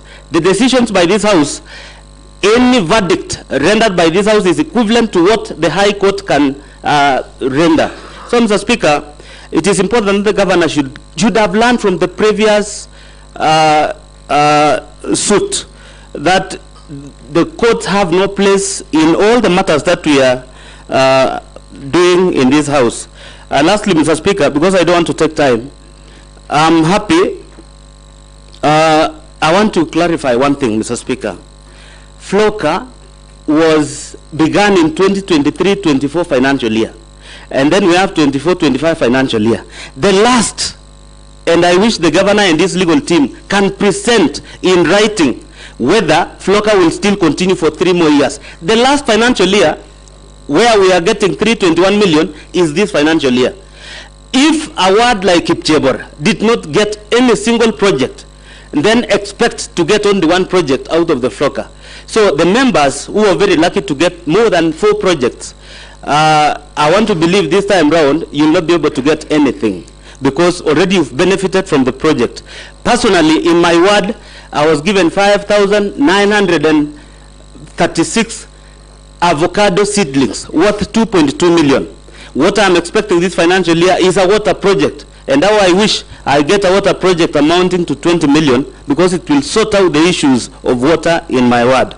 Mr. Speaker, in the replying affidavit of the governor, he admitted, because the Committee on Fictitious Payments, one of the recommendations was that the county government of Kericho has weak control in terms of the management of finances. And one of the things that the governor admitted in replying affidavits is that he acknowledged that we have weak control with regard to internal controls. So the governor already agrees to the issues raised by the ad hoc committee members in its finding through the report on the fictitious payments. Mr. Speaker, I know there was a member here who was claiming that if we impeach successfully the governor, which I want to press on the members, let us impeach now, and Senate will not save this guy. Mr. Speaker, if we successfully impeach this governor, county government exists in perpetuity. The deputy governor will take over as a governor. And I want to believe the infrastructure is already there. We will continue rolling out works. All the contractors currently doing works will be paid. And for us to sort out this mess, I want to implore new members, let us vote to impeach this governor. We've gone through a lot in terms of projects, in terms of, I know of a CEC who, when he was sacked, is going through hard times. Somebody is about to hang himself. And some of the members here are telling us that we excuse the governor to continue sacking more CECs. Let us impeach. We have employee in this county will not suffer the untold suffering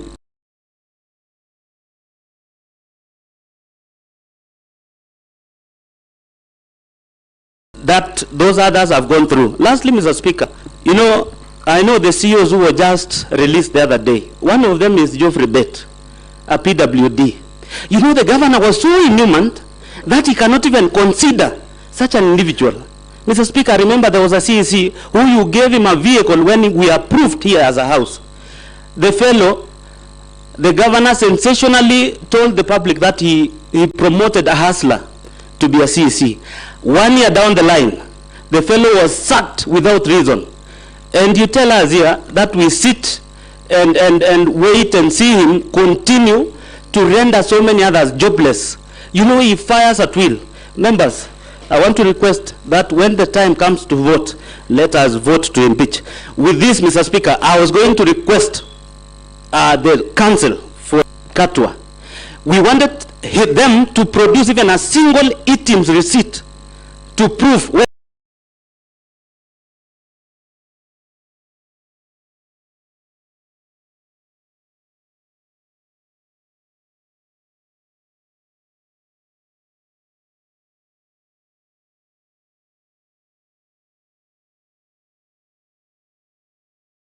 those payments were paid.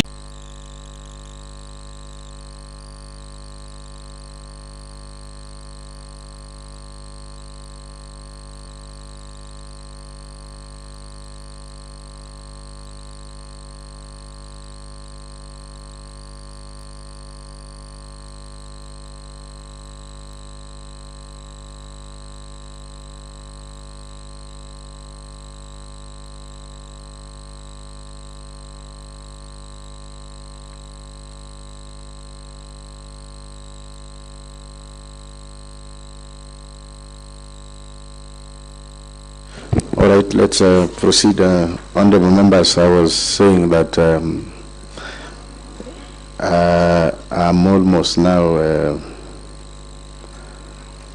rising to put a question, but the question is long, and I realize that some of us are not conversant with standing orders. When the chair is on the mic or upstanding, there should be no movement, including moving outside and moving outside and crossing over. So you've got to be patient, otherwise.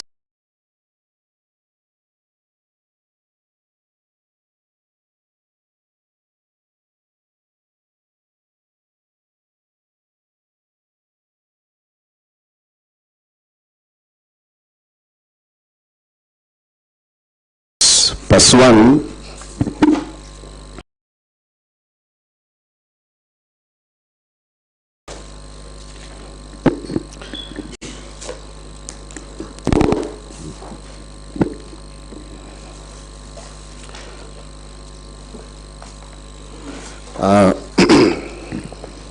Honorable members, +1 to the provisions of Standing Order number 61-2, I now rise to put a question, which is, whereas, number 1, Article 2 of the Constitution of Kenya 2010, herein after the Constitution restates the supremacy of the Constitution as the supreme law of the Republic and binds all persons and state organs at both levels of government.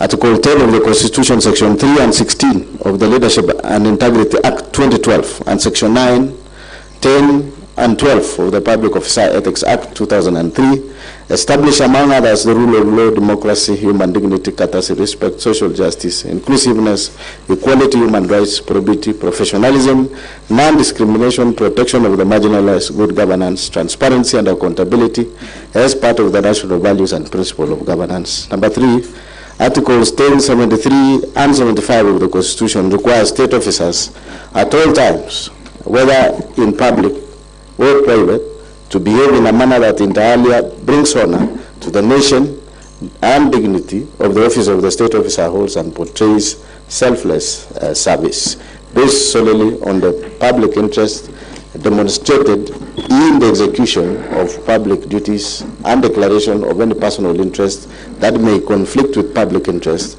ensures decisions made by a state officer are not influenced by nepotism, favorism, and improper motives, demonstrates discipline and commitment in service to the people, and 4, avoids demeaning the office that the state officer holds. 4, by the dint of Section 11 of the Leadership and Integrity Act 2012, enjoins the governor as a state officer to treat members of the public and other public officers with courtesy and respect.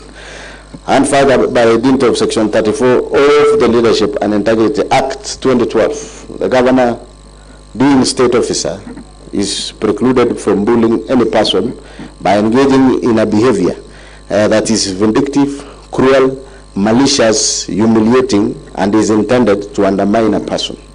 5, Article 73, 2D and E of the Constitution provides for accountability of state officer to the public for all decisions made in exercise of powers of the office they hold, and that accountability is a critical principle of leadership and integrity. Number 6, Article 10, 232, 235, and 236 of the Constitution, Sections 59, 59A, 60, 62, 63, 64, and 65 of the County Government Act 2012 provides for the values and principle of public service and establish an elaborate framework for the establishment of county public offices and recruitment, employment, and dismissal of county public officers. Number 7, Article 179, 4 of the Constitution reaffirms the governor's position as the chief executive of the county. Hence, the Constitution and the law vest primary responsibility for decision-making and ensuring the well-being of the county on the governor. This is a strong expression of county governor's commitment and expectation to provide effective leadership, strategic vision, and direction to the county in ensuring efficient and prudent use of public resources for the good of the county. Number 8, Article 181 of the Constitution, Section 33 of the County Government Act, and Standing Order number 70 and 70A of Standing Orders of the County Assembly of Kericho provides for the impeachment of the governor on grounds of gross violation of the Constitution, gross violation of other written laws, where there are serious reasons believing that the county governor has committed a crime under national or international law, a gross misconduct and abuse of office.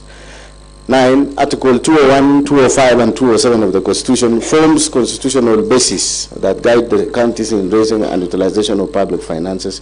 In particular, Article 207 establish the county revenue fund and clearly stipulates that money shall not be withdrawn from the revenue fund unless the controller of budget has approved. Section 33 of County Government Acts obligates the governor to provide leadership in county governance, be accountable for the management and use of county resources, and to promote, amongst others, good governance, competitiveness of the county. 11. The governor has in various instances failed to take charge and rein on the right, corruption and unethical practices in the county, and instead, the governor has deliberately aided, abetted, condoned, and encouraged the misuse, misappropriation, misallocation, wanton theft, and pilferage of county finances. Number 12, the governor has in multiple occasions directly and indirectly engaged in acts of conduct which severally and collectively constitute gross violation of the Constitution, gross violation of other written laws, gross misconduct, and abuse of office. 13, by his acts and conduct, the governor has exposed the office of the governor, the assembly, and the people of Kericho to ridicule, embarrassment. 14, the conduct of the governor has been scandalous and embarrassing to the high office of the county governor, an office held in public trust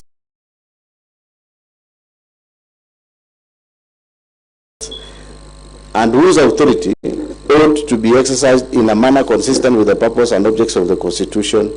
15, the conduct of the governor has made it impossible for the county to be governed as it ought to be, compromised service delivery, and jeopardized the functions of both the arms of county government of Kericho. It has therefore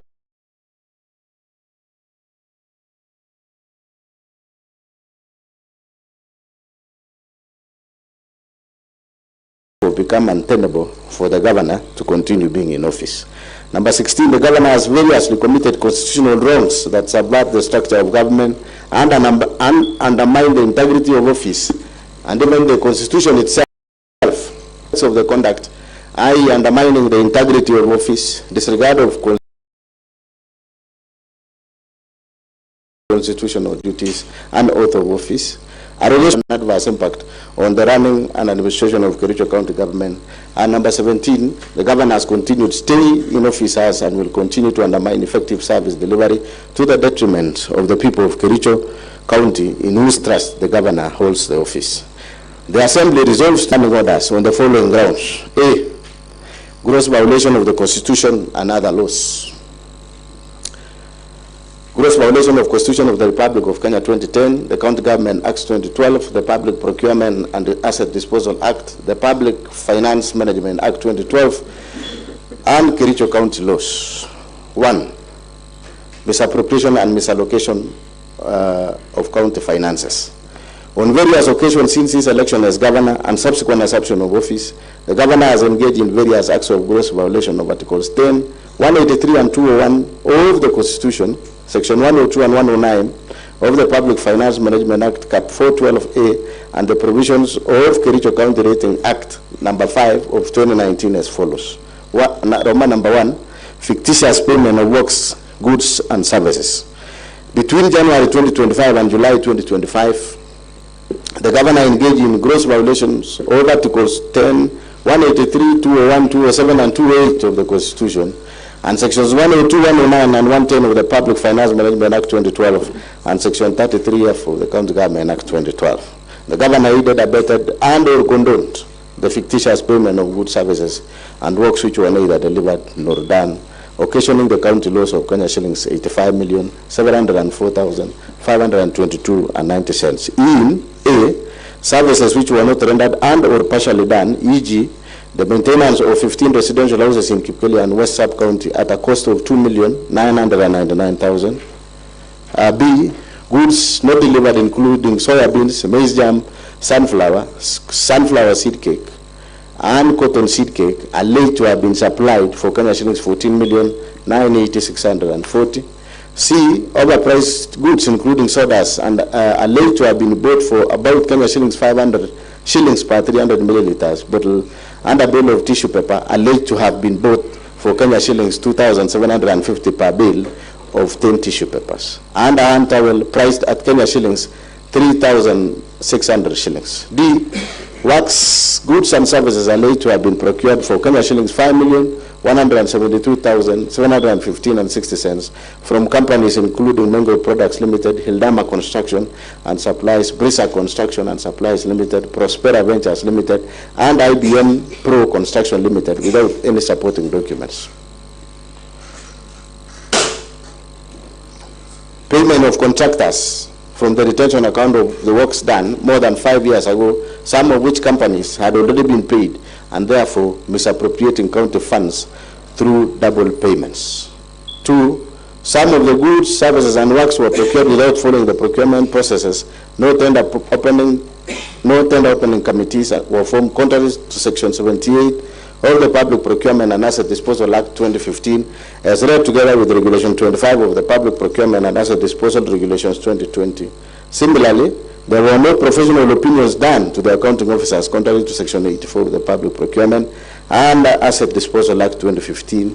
3. There was deliberate circumvention of competitive tendering of the same goods, services and works by splitting of contracts to suit the request for quotation method, thus violating Section 54 of the Public Procurement and Asset Disposal Act 2015 as read together with Regulation 43 of the Public Procurement and Asset Disposal Regulations 2020.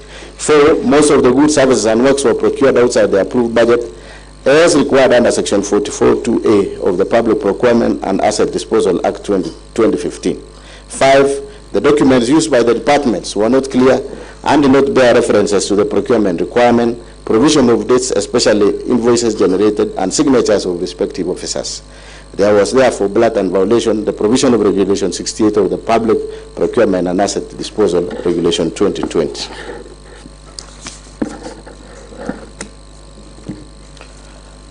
Six, no market survey was conducted as required under Regulation 43(4) of the Public Procurement and Asset Disposal Regulations 2020. The contractors therefore supplied goods with exorbitant prices, contrary to Section 54(2) of the Public Procurement and Asset Disposal Act of 2015. 7. All of the subjects' goods, services and works were paid in advance, yet the county has accumulated pending bills over the last 3 years of Kenya shillings 1.1 billion, which have been verified and are yet to be paid from the time the governor assumed office. 8. The report of the ad hoc committee on the alleged fictitious payments tabled before Assembly on 5th August 2025 made pertinent and damning findings and recommendations that point to deliberate failure to act, neglect of duty and even conspiracy on the part of the governor. To wit, A. The documents shared with the ad hoc committee by the departmental heads called to testify were not accompanied by the E-team's invoice. This lends credence to suspicion that the documents may have been prepared to cover up for the theft after the whistle was blown. B. The payments were made in advance before goods,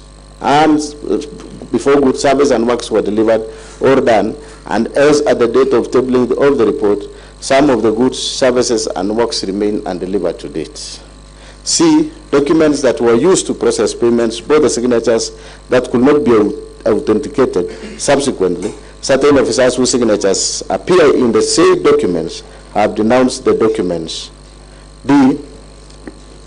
The gaps highlighted in the report point to serious governance issues, concerns and weak internal controls in Kericho County that the appointing authority, i.e. the governor, policymakers, county officers and indeed all officers entrusted to deliver services to the county have failed to do so as required.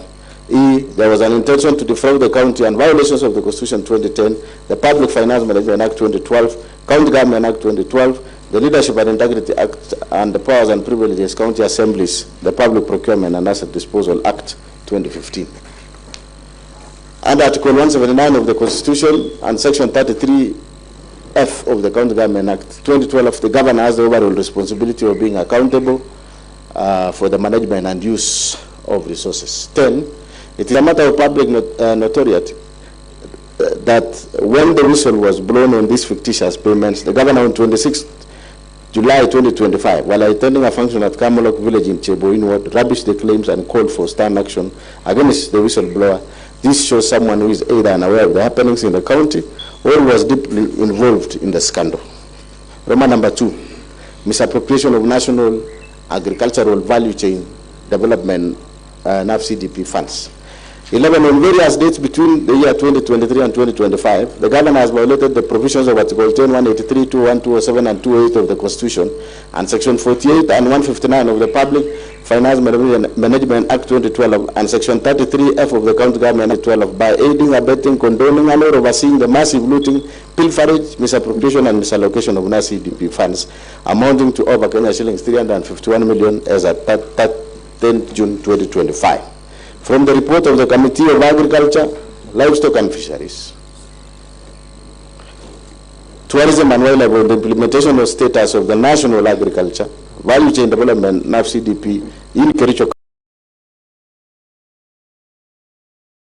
the table in the County Assembly. The County Assembly noted the following discrepancies in the use of the fund. A, the expenditure was used for farmers, cooperative societies, farmer producer organizations, found only 19 out of 30 wards in Kericho.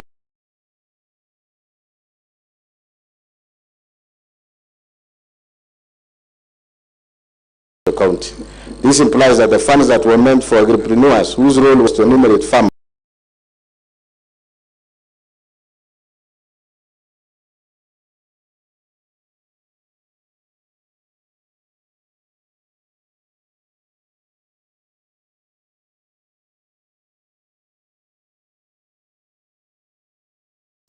and organize them into circles was not adequately utilized. B, each ward circle was meant to get Kenya shillings 1 million, yet the committee found out that of the 19 circles under the program, only 7 have ever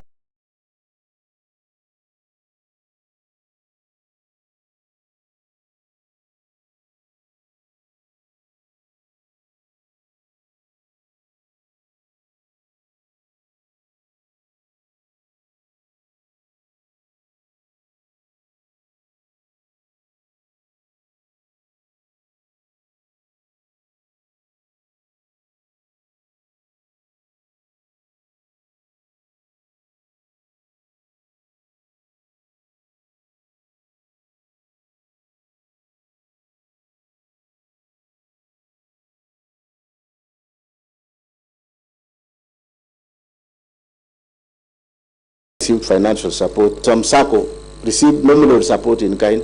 Even those supplies were delivered, and they cannot therefore ascertain the prices appropriation of the fund. 13, the office delivered, and they cannot therefore ascertain the prices appropriation of the fund. 13, the office furniture and equipment supplied under the NAF-CDP program are largely of substandard quality. There was therefore no value for money and compliance with the Public Procurement and Asset Disposal Act 2015, particularly Section 124, which obligates the procuring entity to select. 14, the manner in which the few projects which were implemented were done show that they were done for 16 days is availed as evidence of this shall be availed at the hearing and consideration of the motion. The mover will as well be asking the Assembly to issue an order under Article 195(2)(b) of the Constitution and Section 27(1)(c) and 2 of the County Assembly's Powers and Privileges Act 2017, compelling relevant banks where the funds were drawn from to furnish this House with a bank statement showing the withdrawal of the funds from 2023 to date, because there was no documents supplied earlier. Roman number 3, misappropriation of funds and unfair distribution of projects funds under the Financing Locally Led Climate Action FLOC.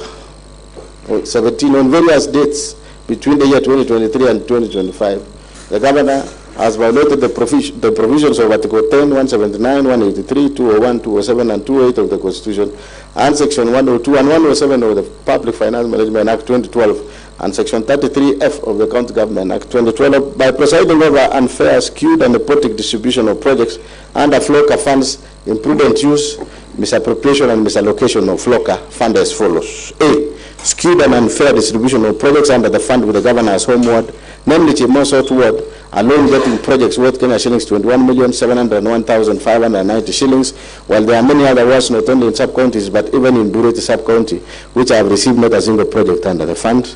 This nepotically skewed distribution of projects under the fund violates the national values and principle of governance, and Article 10 of the Constitution, and in particular the values of equity, non-discrimination, equality, good governance, integrity, transparency, and accountability. The principles of public finance under Chapter 12 of the Constitution, as well as the provision of Section 102 and 107 of the PFM Act, which enjoins the governor to ensure fiscal responsibility and adherence to the values and principles of Constitution in the management of county funds. B, the Joint Committee on Water and Sanitation and Environment, Energy, Forestry, and Natural Resources, in their report on the implementation status of FLOCA programs, noted that some projects under the fund, namely Chimamun Water Project in Kabianga, Water and Environment Projects in Sereta, Bororiet Ward, Toroy Tank Cooperative Society, Milli Cooling Plan in Kapsa Ward, Soliat Water Tree Nursery Establishment Project in Soliat Ward, Donomare Bowl Water Project, and Lelaitich Water Project in Soliat Ward are marked as 100% complete, yet there are either defects in the works, incomplete and substandard works. 18. As a result of this unfair distribution of projects, wards like Cheblanga, Klitin, Chai, Kipchebor, Chilchila, and Kunyak did not get even a single project in all categories under the fund, namely environment, agriculture, and water. 4. Misappropriation of county funds under Equalizer, Kazi Mutai program. On or about 14 February 2023, the governor engaged in gross violation of Articles 10, 183, 201, and 28 of the Constitution, and Section 102, 109, 110 of the Public Finance Management Act 2012 by launching a program dubbed Equalizer Kazi Mutai Initiative and drawing county funds towards the initiative without a legislation to anchor the initiative, public participation, prior approval of the County Assembly, and the control of budget and prior approval of the Budget and Appropriation Committee approval. 20. Under the fund, a total of Kenya shillings 39 million were paid out without proper tendering, local service orders for the services which were not delivered.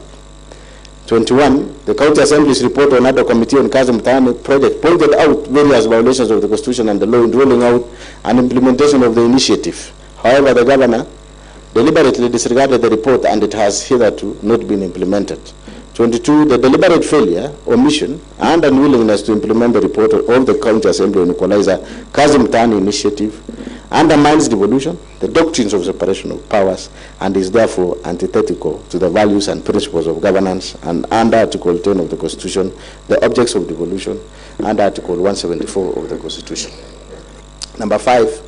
Misappropriation of funds under strategic intervention projects, SIPs, in 23, in various dates during the financial year 2024-2025. The governor engaged in gross violation of Article 10, 183, 201, 207, and 208 of the Constitution and Section 102, 109, and 110 of the Public Finance Management Act 2012 by overseeing misappropriation of various projects under the strategic intervention projects SIP fund. For instance, the project of upgrading Kunyak dispensary to health center, which is a retained project for the construction and renovation of various facilities within the health center by MS Belucha Enterprises, for Kenya shillings 44,756,846, a total of Kenya shillings 8,575,186 has been paid for no works done. Indeed, when the County Assembly's Committee on Implementation visited the site, they found the contractor had only supplied materials contrary to report to this. Other violations of the Constitution and the law. 25, not 25. The President and former Chief Executive, the President and former County Executive Committee members and Chief Officers have variously reported coercion by the Governor to make financial allocation for the Governor's own use from the funds allocated to their respective departments, and which funds they were required to remit through the Governor's personal assistance. 26. Violation of Article 201 ADE of the Constitution of Kenya 2010 on principle of public finance management, and Article 226 as read with Article 227 of the Constitution by precisely of a glaring irregular award of contracts and evasion of accountability, be interfering in the procurement process and the award of tenders, skewed tender awards to various contractors at inflated rate, and in collusion with fraudulent contractors and suppliers, the irregular implementation and unfair distribution of various programs in the county, and intentionally and negligently presiding over massive theft of county public resources. County 27. On 15 August 2023, the Governor compensated the victims of Londian accident from the county emergency fund to cover up for the funds raised by the public and misappropriated by a committee he had formed to steer the fund drive, and without cogent explanation of how the funds publicly raised for the victims had been expended. Evidence of governors' engagement, connivance, and complicity in the aforementioned acts of misappropriation, misallocation, and legal withdrawings of county revenue and county finances to be found in the report of other committee on alleged fictitious payment, that is KCA Exhibit 01, a bundle of sample vouchers, payment requisition, delivery notes, LSO, CTC, on the payments made, KCA Exhibit 02, Joint Committee Report of the County Assembly on Implementation Status of National Agriculture Value Chain Development Project, NAV-CDP in Kericho, County, KCA Exhibit 03, World Bank Project.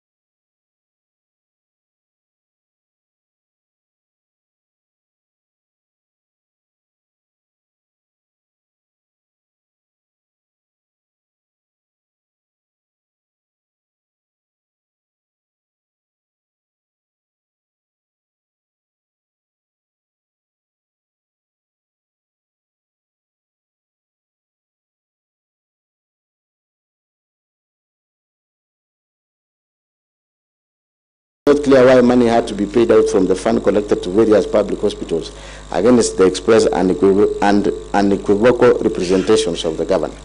By his acts of omission and commission, the governor has grossly violated the provision of Article 75 of the Constitution, which demands behave in a manner that avoids, shall whether in private or in public, behave in a manner that avoids or official interest, or compromises public interest in favor of personal interest. F. By overseeing the misappropriation of the funds aimed at assisting victims of the accident, the governor violated Article 73(2), which demands from him selfless service based solely on public interest, demonstrated by honesty in the execution of his duties, accountability to the public for decisions and actions, and discipline and commitment in service delivery. By allowing himself to be a master of double-speak in such a grave matter that shook the conscience of the nation, the governor violated Article 73(1)(a), 2, 3 of the Constitution, which demand that he at all times demonstrates respect to the people, and brings honor and dignity to the office he holds. By allowing himself and senior officials close to him to benefit from the funds, the governor violated Article 76(2)(b) of the Constitution, which prohibits a state officer from accepting a benefit in circumstances that compromise the integrity of the state officer. By failing to ensure that the decision-making in the executive office of the county governor are not influenced by corruption, nepotism, and other callous and improper motives, the governor has failed to exercise objectivity and impartiality, thus violating Article 73(2)(b) of the Constitution of Kenya 2010. Evidence of the governor's engagement, connivance, and complicity in the acts of misappropriating and or abetting misappropriation of publicly raised funds is to be found in the report on the investigation of London accident victims fundraising held on 4 July 2024, KCA Exhibit number 10, affidavit filed by the governor in Kericho ELRC petition number E014 of 2023, KCA Exhibit number 11, and video clips numbered KCA V3, KCA 4, KCA 5. B. Abuse of office. 1. Illegal appointments and lawful dismissals and transfers and usurpation of the constitutional and statutory functions of the public service. 1. The governor has variously engaged in gross misconduct and gross violations of Article 10, 73, 75, 232, 235, and 236 of the Constitution, gross violation of Section 17 of the Public Officer Ethics Act, Section 55, 59, 59, 60, 62, 63, 64, and 65 of the County Government Act, Section 4 of the Public Appointments, County Assemblies Approval Act 2017, and variously abused his office by, number 1, by skewed and competitive and nepotic appointments of the county employees of various cadres. For instance, the governor recently hired his own brother, one Victor Mutai, as a revenue clerk. Similarly, the governor's personal assistant's wife, one Chief Kuri Masi, who was recently hired as a nurse on contract basis, was confirmed. Yet there are a number of nursing staff who have been serving on contract for long without confirmation.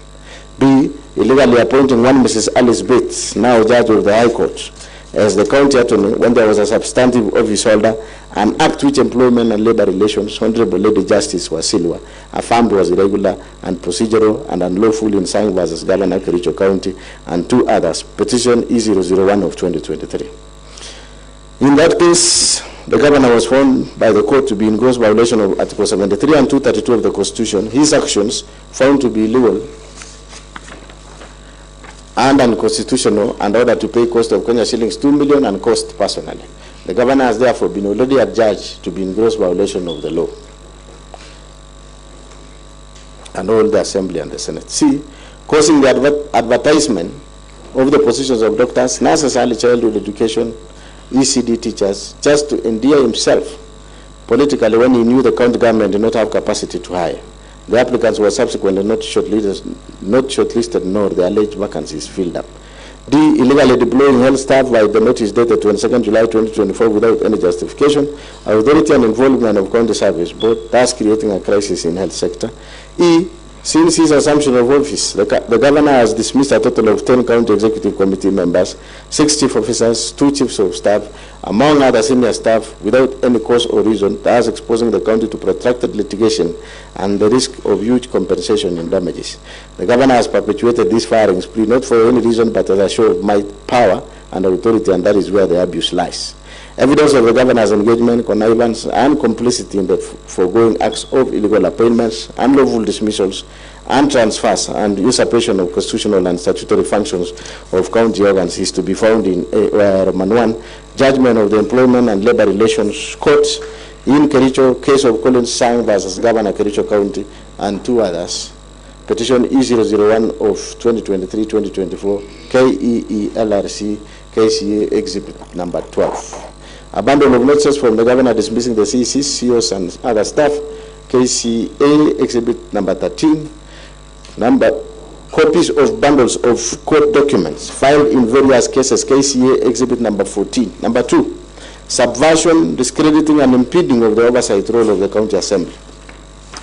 On 3rd September 2024, the governor engaged in gross misconduct and grossly violated the provision of Article 10, 73, 75, 174, and 185 of the Constitution, and abused his office by writing to the Speaker, purporting to direct the Speaker on inter alia the timelines the Speaker should give the chief officers who are summoned by the Assembly for questioning in exercise of the Assembly's oversight mandate.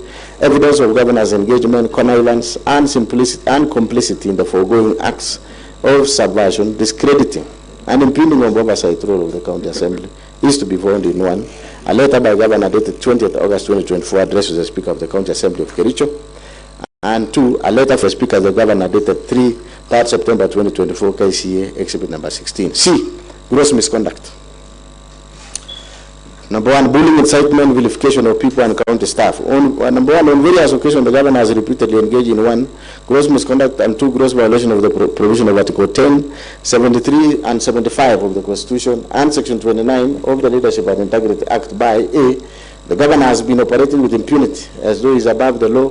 On the second day of being sworn into office, the governor led a mob to invade a private land owned by one Mr. Jose Akiblangat Kogo within Kericho County and tore down the fence. The governor has since designated the subject land as illegal dump site operated by the county government without the consent of registered proprietor, National Environment Management Authority NEMA approval, gazettement by the county designating the parcel as dump site, and in total disregard of a court order issued by Environment and Land Court in Kericho in ELC petition number E001 of 2022, Jose Akiblangat Kogo versus County Government of Kericho. The governor has also obstructed the enforcement of orders by the police administration. The actions are illegal, contemptuous to authority and dignity of the court and the rule of law, unethical and demeaning the office of the governor holds. Further, as a result of the illegal actions of the governor, the county was condemned to pay cost. B. None of the dismissed CCs, CEOs, chiefs of staff, and other senior county staff were given fair administrative due process and hearing, thus violating the provision of Article 41, 47, and 51 of the Constitution. C. The governor has persistently intimidated, molested, harassed county officers who do not sing to his tune, leaving officers jittery and creating an atmosphere of fear, uncertainty, and despondency in the county, and thus creating a toxic work environment. This violates the provision of Section 11 and 13 of the Leadership and Integrity Act 2012. D. The governor has persistently used divisive and unbecoming language which undermines the office he holds, contrary to Section 8 of the Leadership and Integrity Act 2012. E. The acts of the governor enumerated above have collectively brought dishonor and disrepute into the office of the governor in violation of Chapter 6 of the Constitution and the Leadership and Integrity Act 2012. Evidence of the governor's engagement, connivance, complicity in the preceding acts of incitement, vilification of people and staff is to be found in affidavit of Jose Akiblangat Kogo sworn on 23rd September 2023 in support of the notice KCA Exhibit number 17 to judgment of ELC petition 001 of 2022, Jose Akiblangat Kogo versus County Government of Kericho, KCA Exhibit number 18. And lastly, the video clips.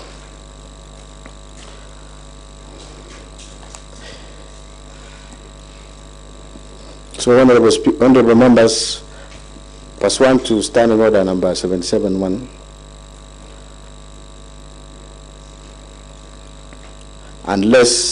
which reads, unless the Speaker, for the convenience of the Assembly, otherwise directs, voting on a division in the Assembly shall be by electronic voting.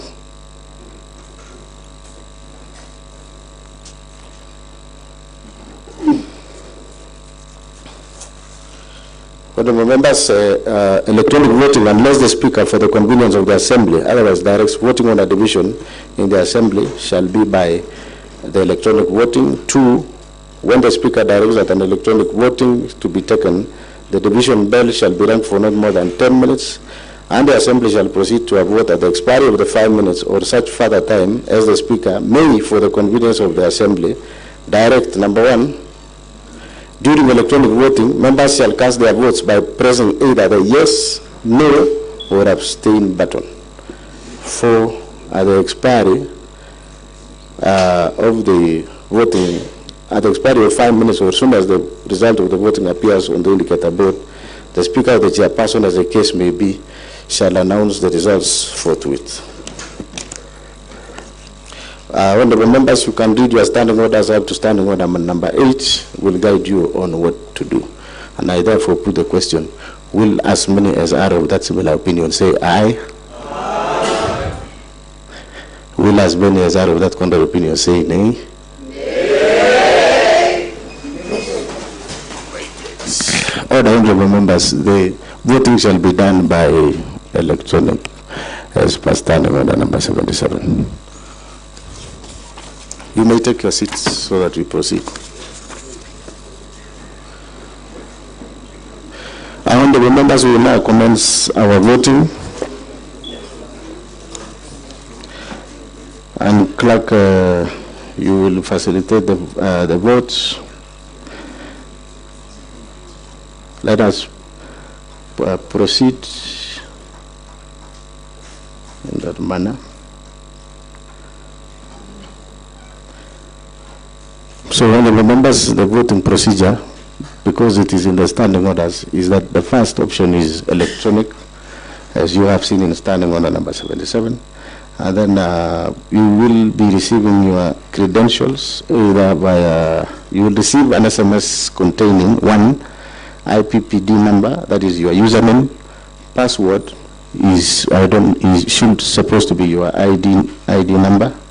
2, voting link. A second SMS will follow with a secure link to the voting portal. And 3, you log in and vote. When you log in and vote, you select yes, no, or abstain, and then you submit your vote. When you submit your votes, votes are confidential and can only be submitted once. Don't press it twice. So we have 2 messages. Voting credentials, you will receive an SMS containing the same, that is IPPD number, which is your username, and then for password, that is what your ID number. And 2, voting link, a second SMS will follow with a secure link to the voting portal, indicating the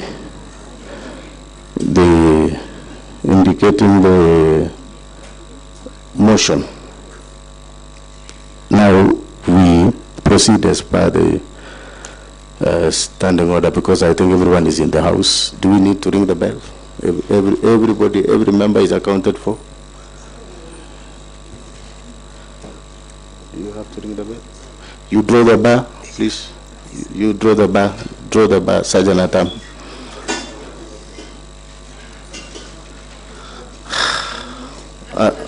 Yes, so we proceed.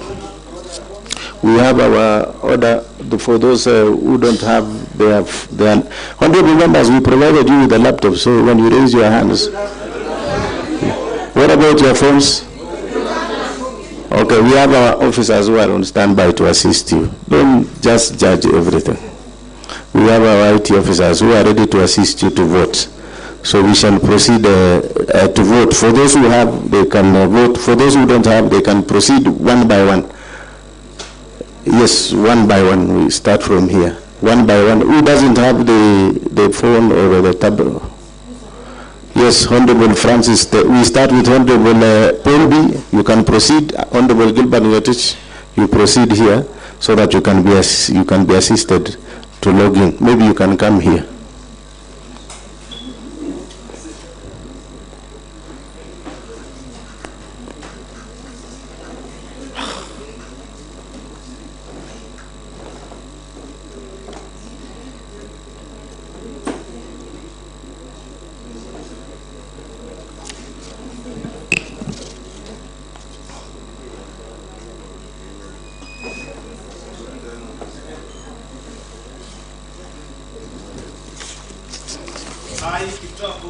I abstain. Order, Honorable Paul B. Abstaining is in, you still press the button. Order, there is no shouting, Honorable members. Order. You know, Honorable members, you can still refer to your standing order even when you are abstaining. Kindly, we are under electronic voting. Electronic voting.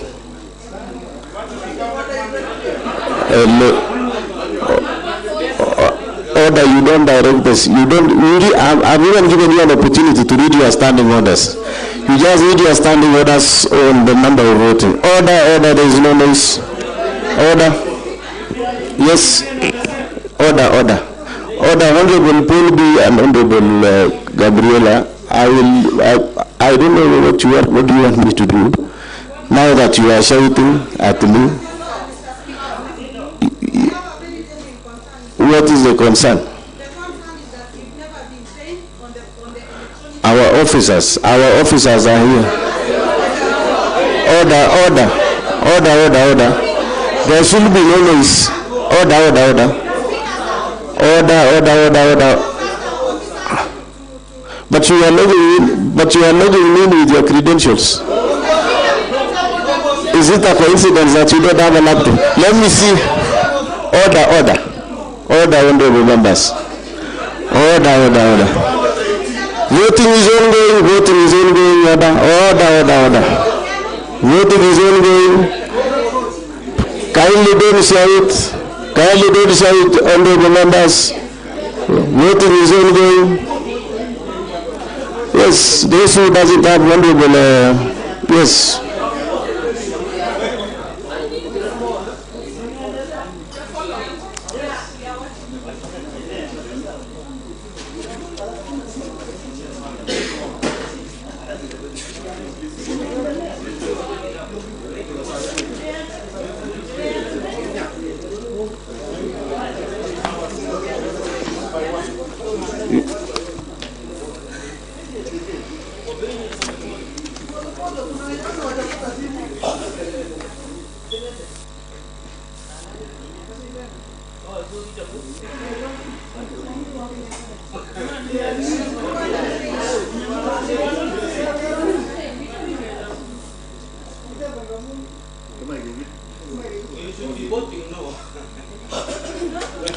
Honorable members, you are just, you have a right to vote yes, no, or abstain. No amount of shouting will change that. So, and we shall vote as per the standing orders.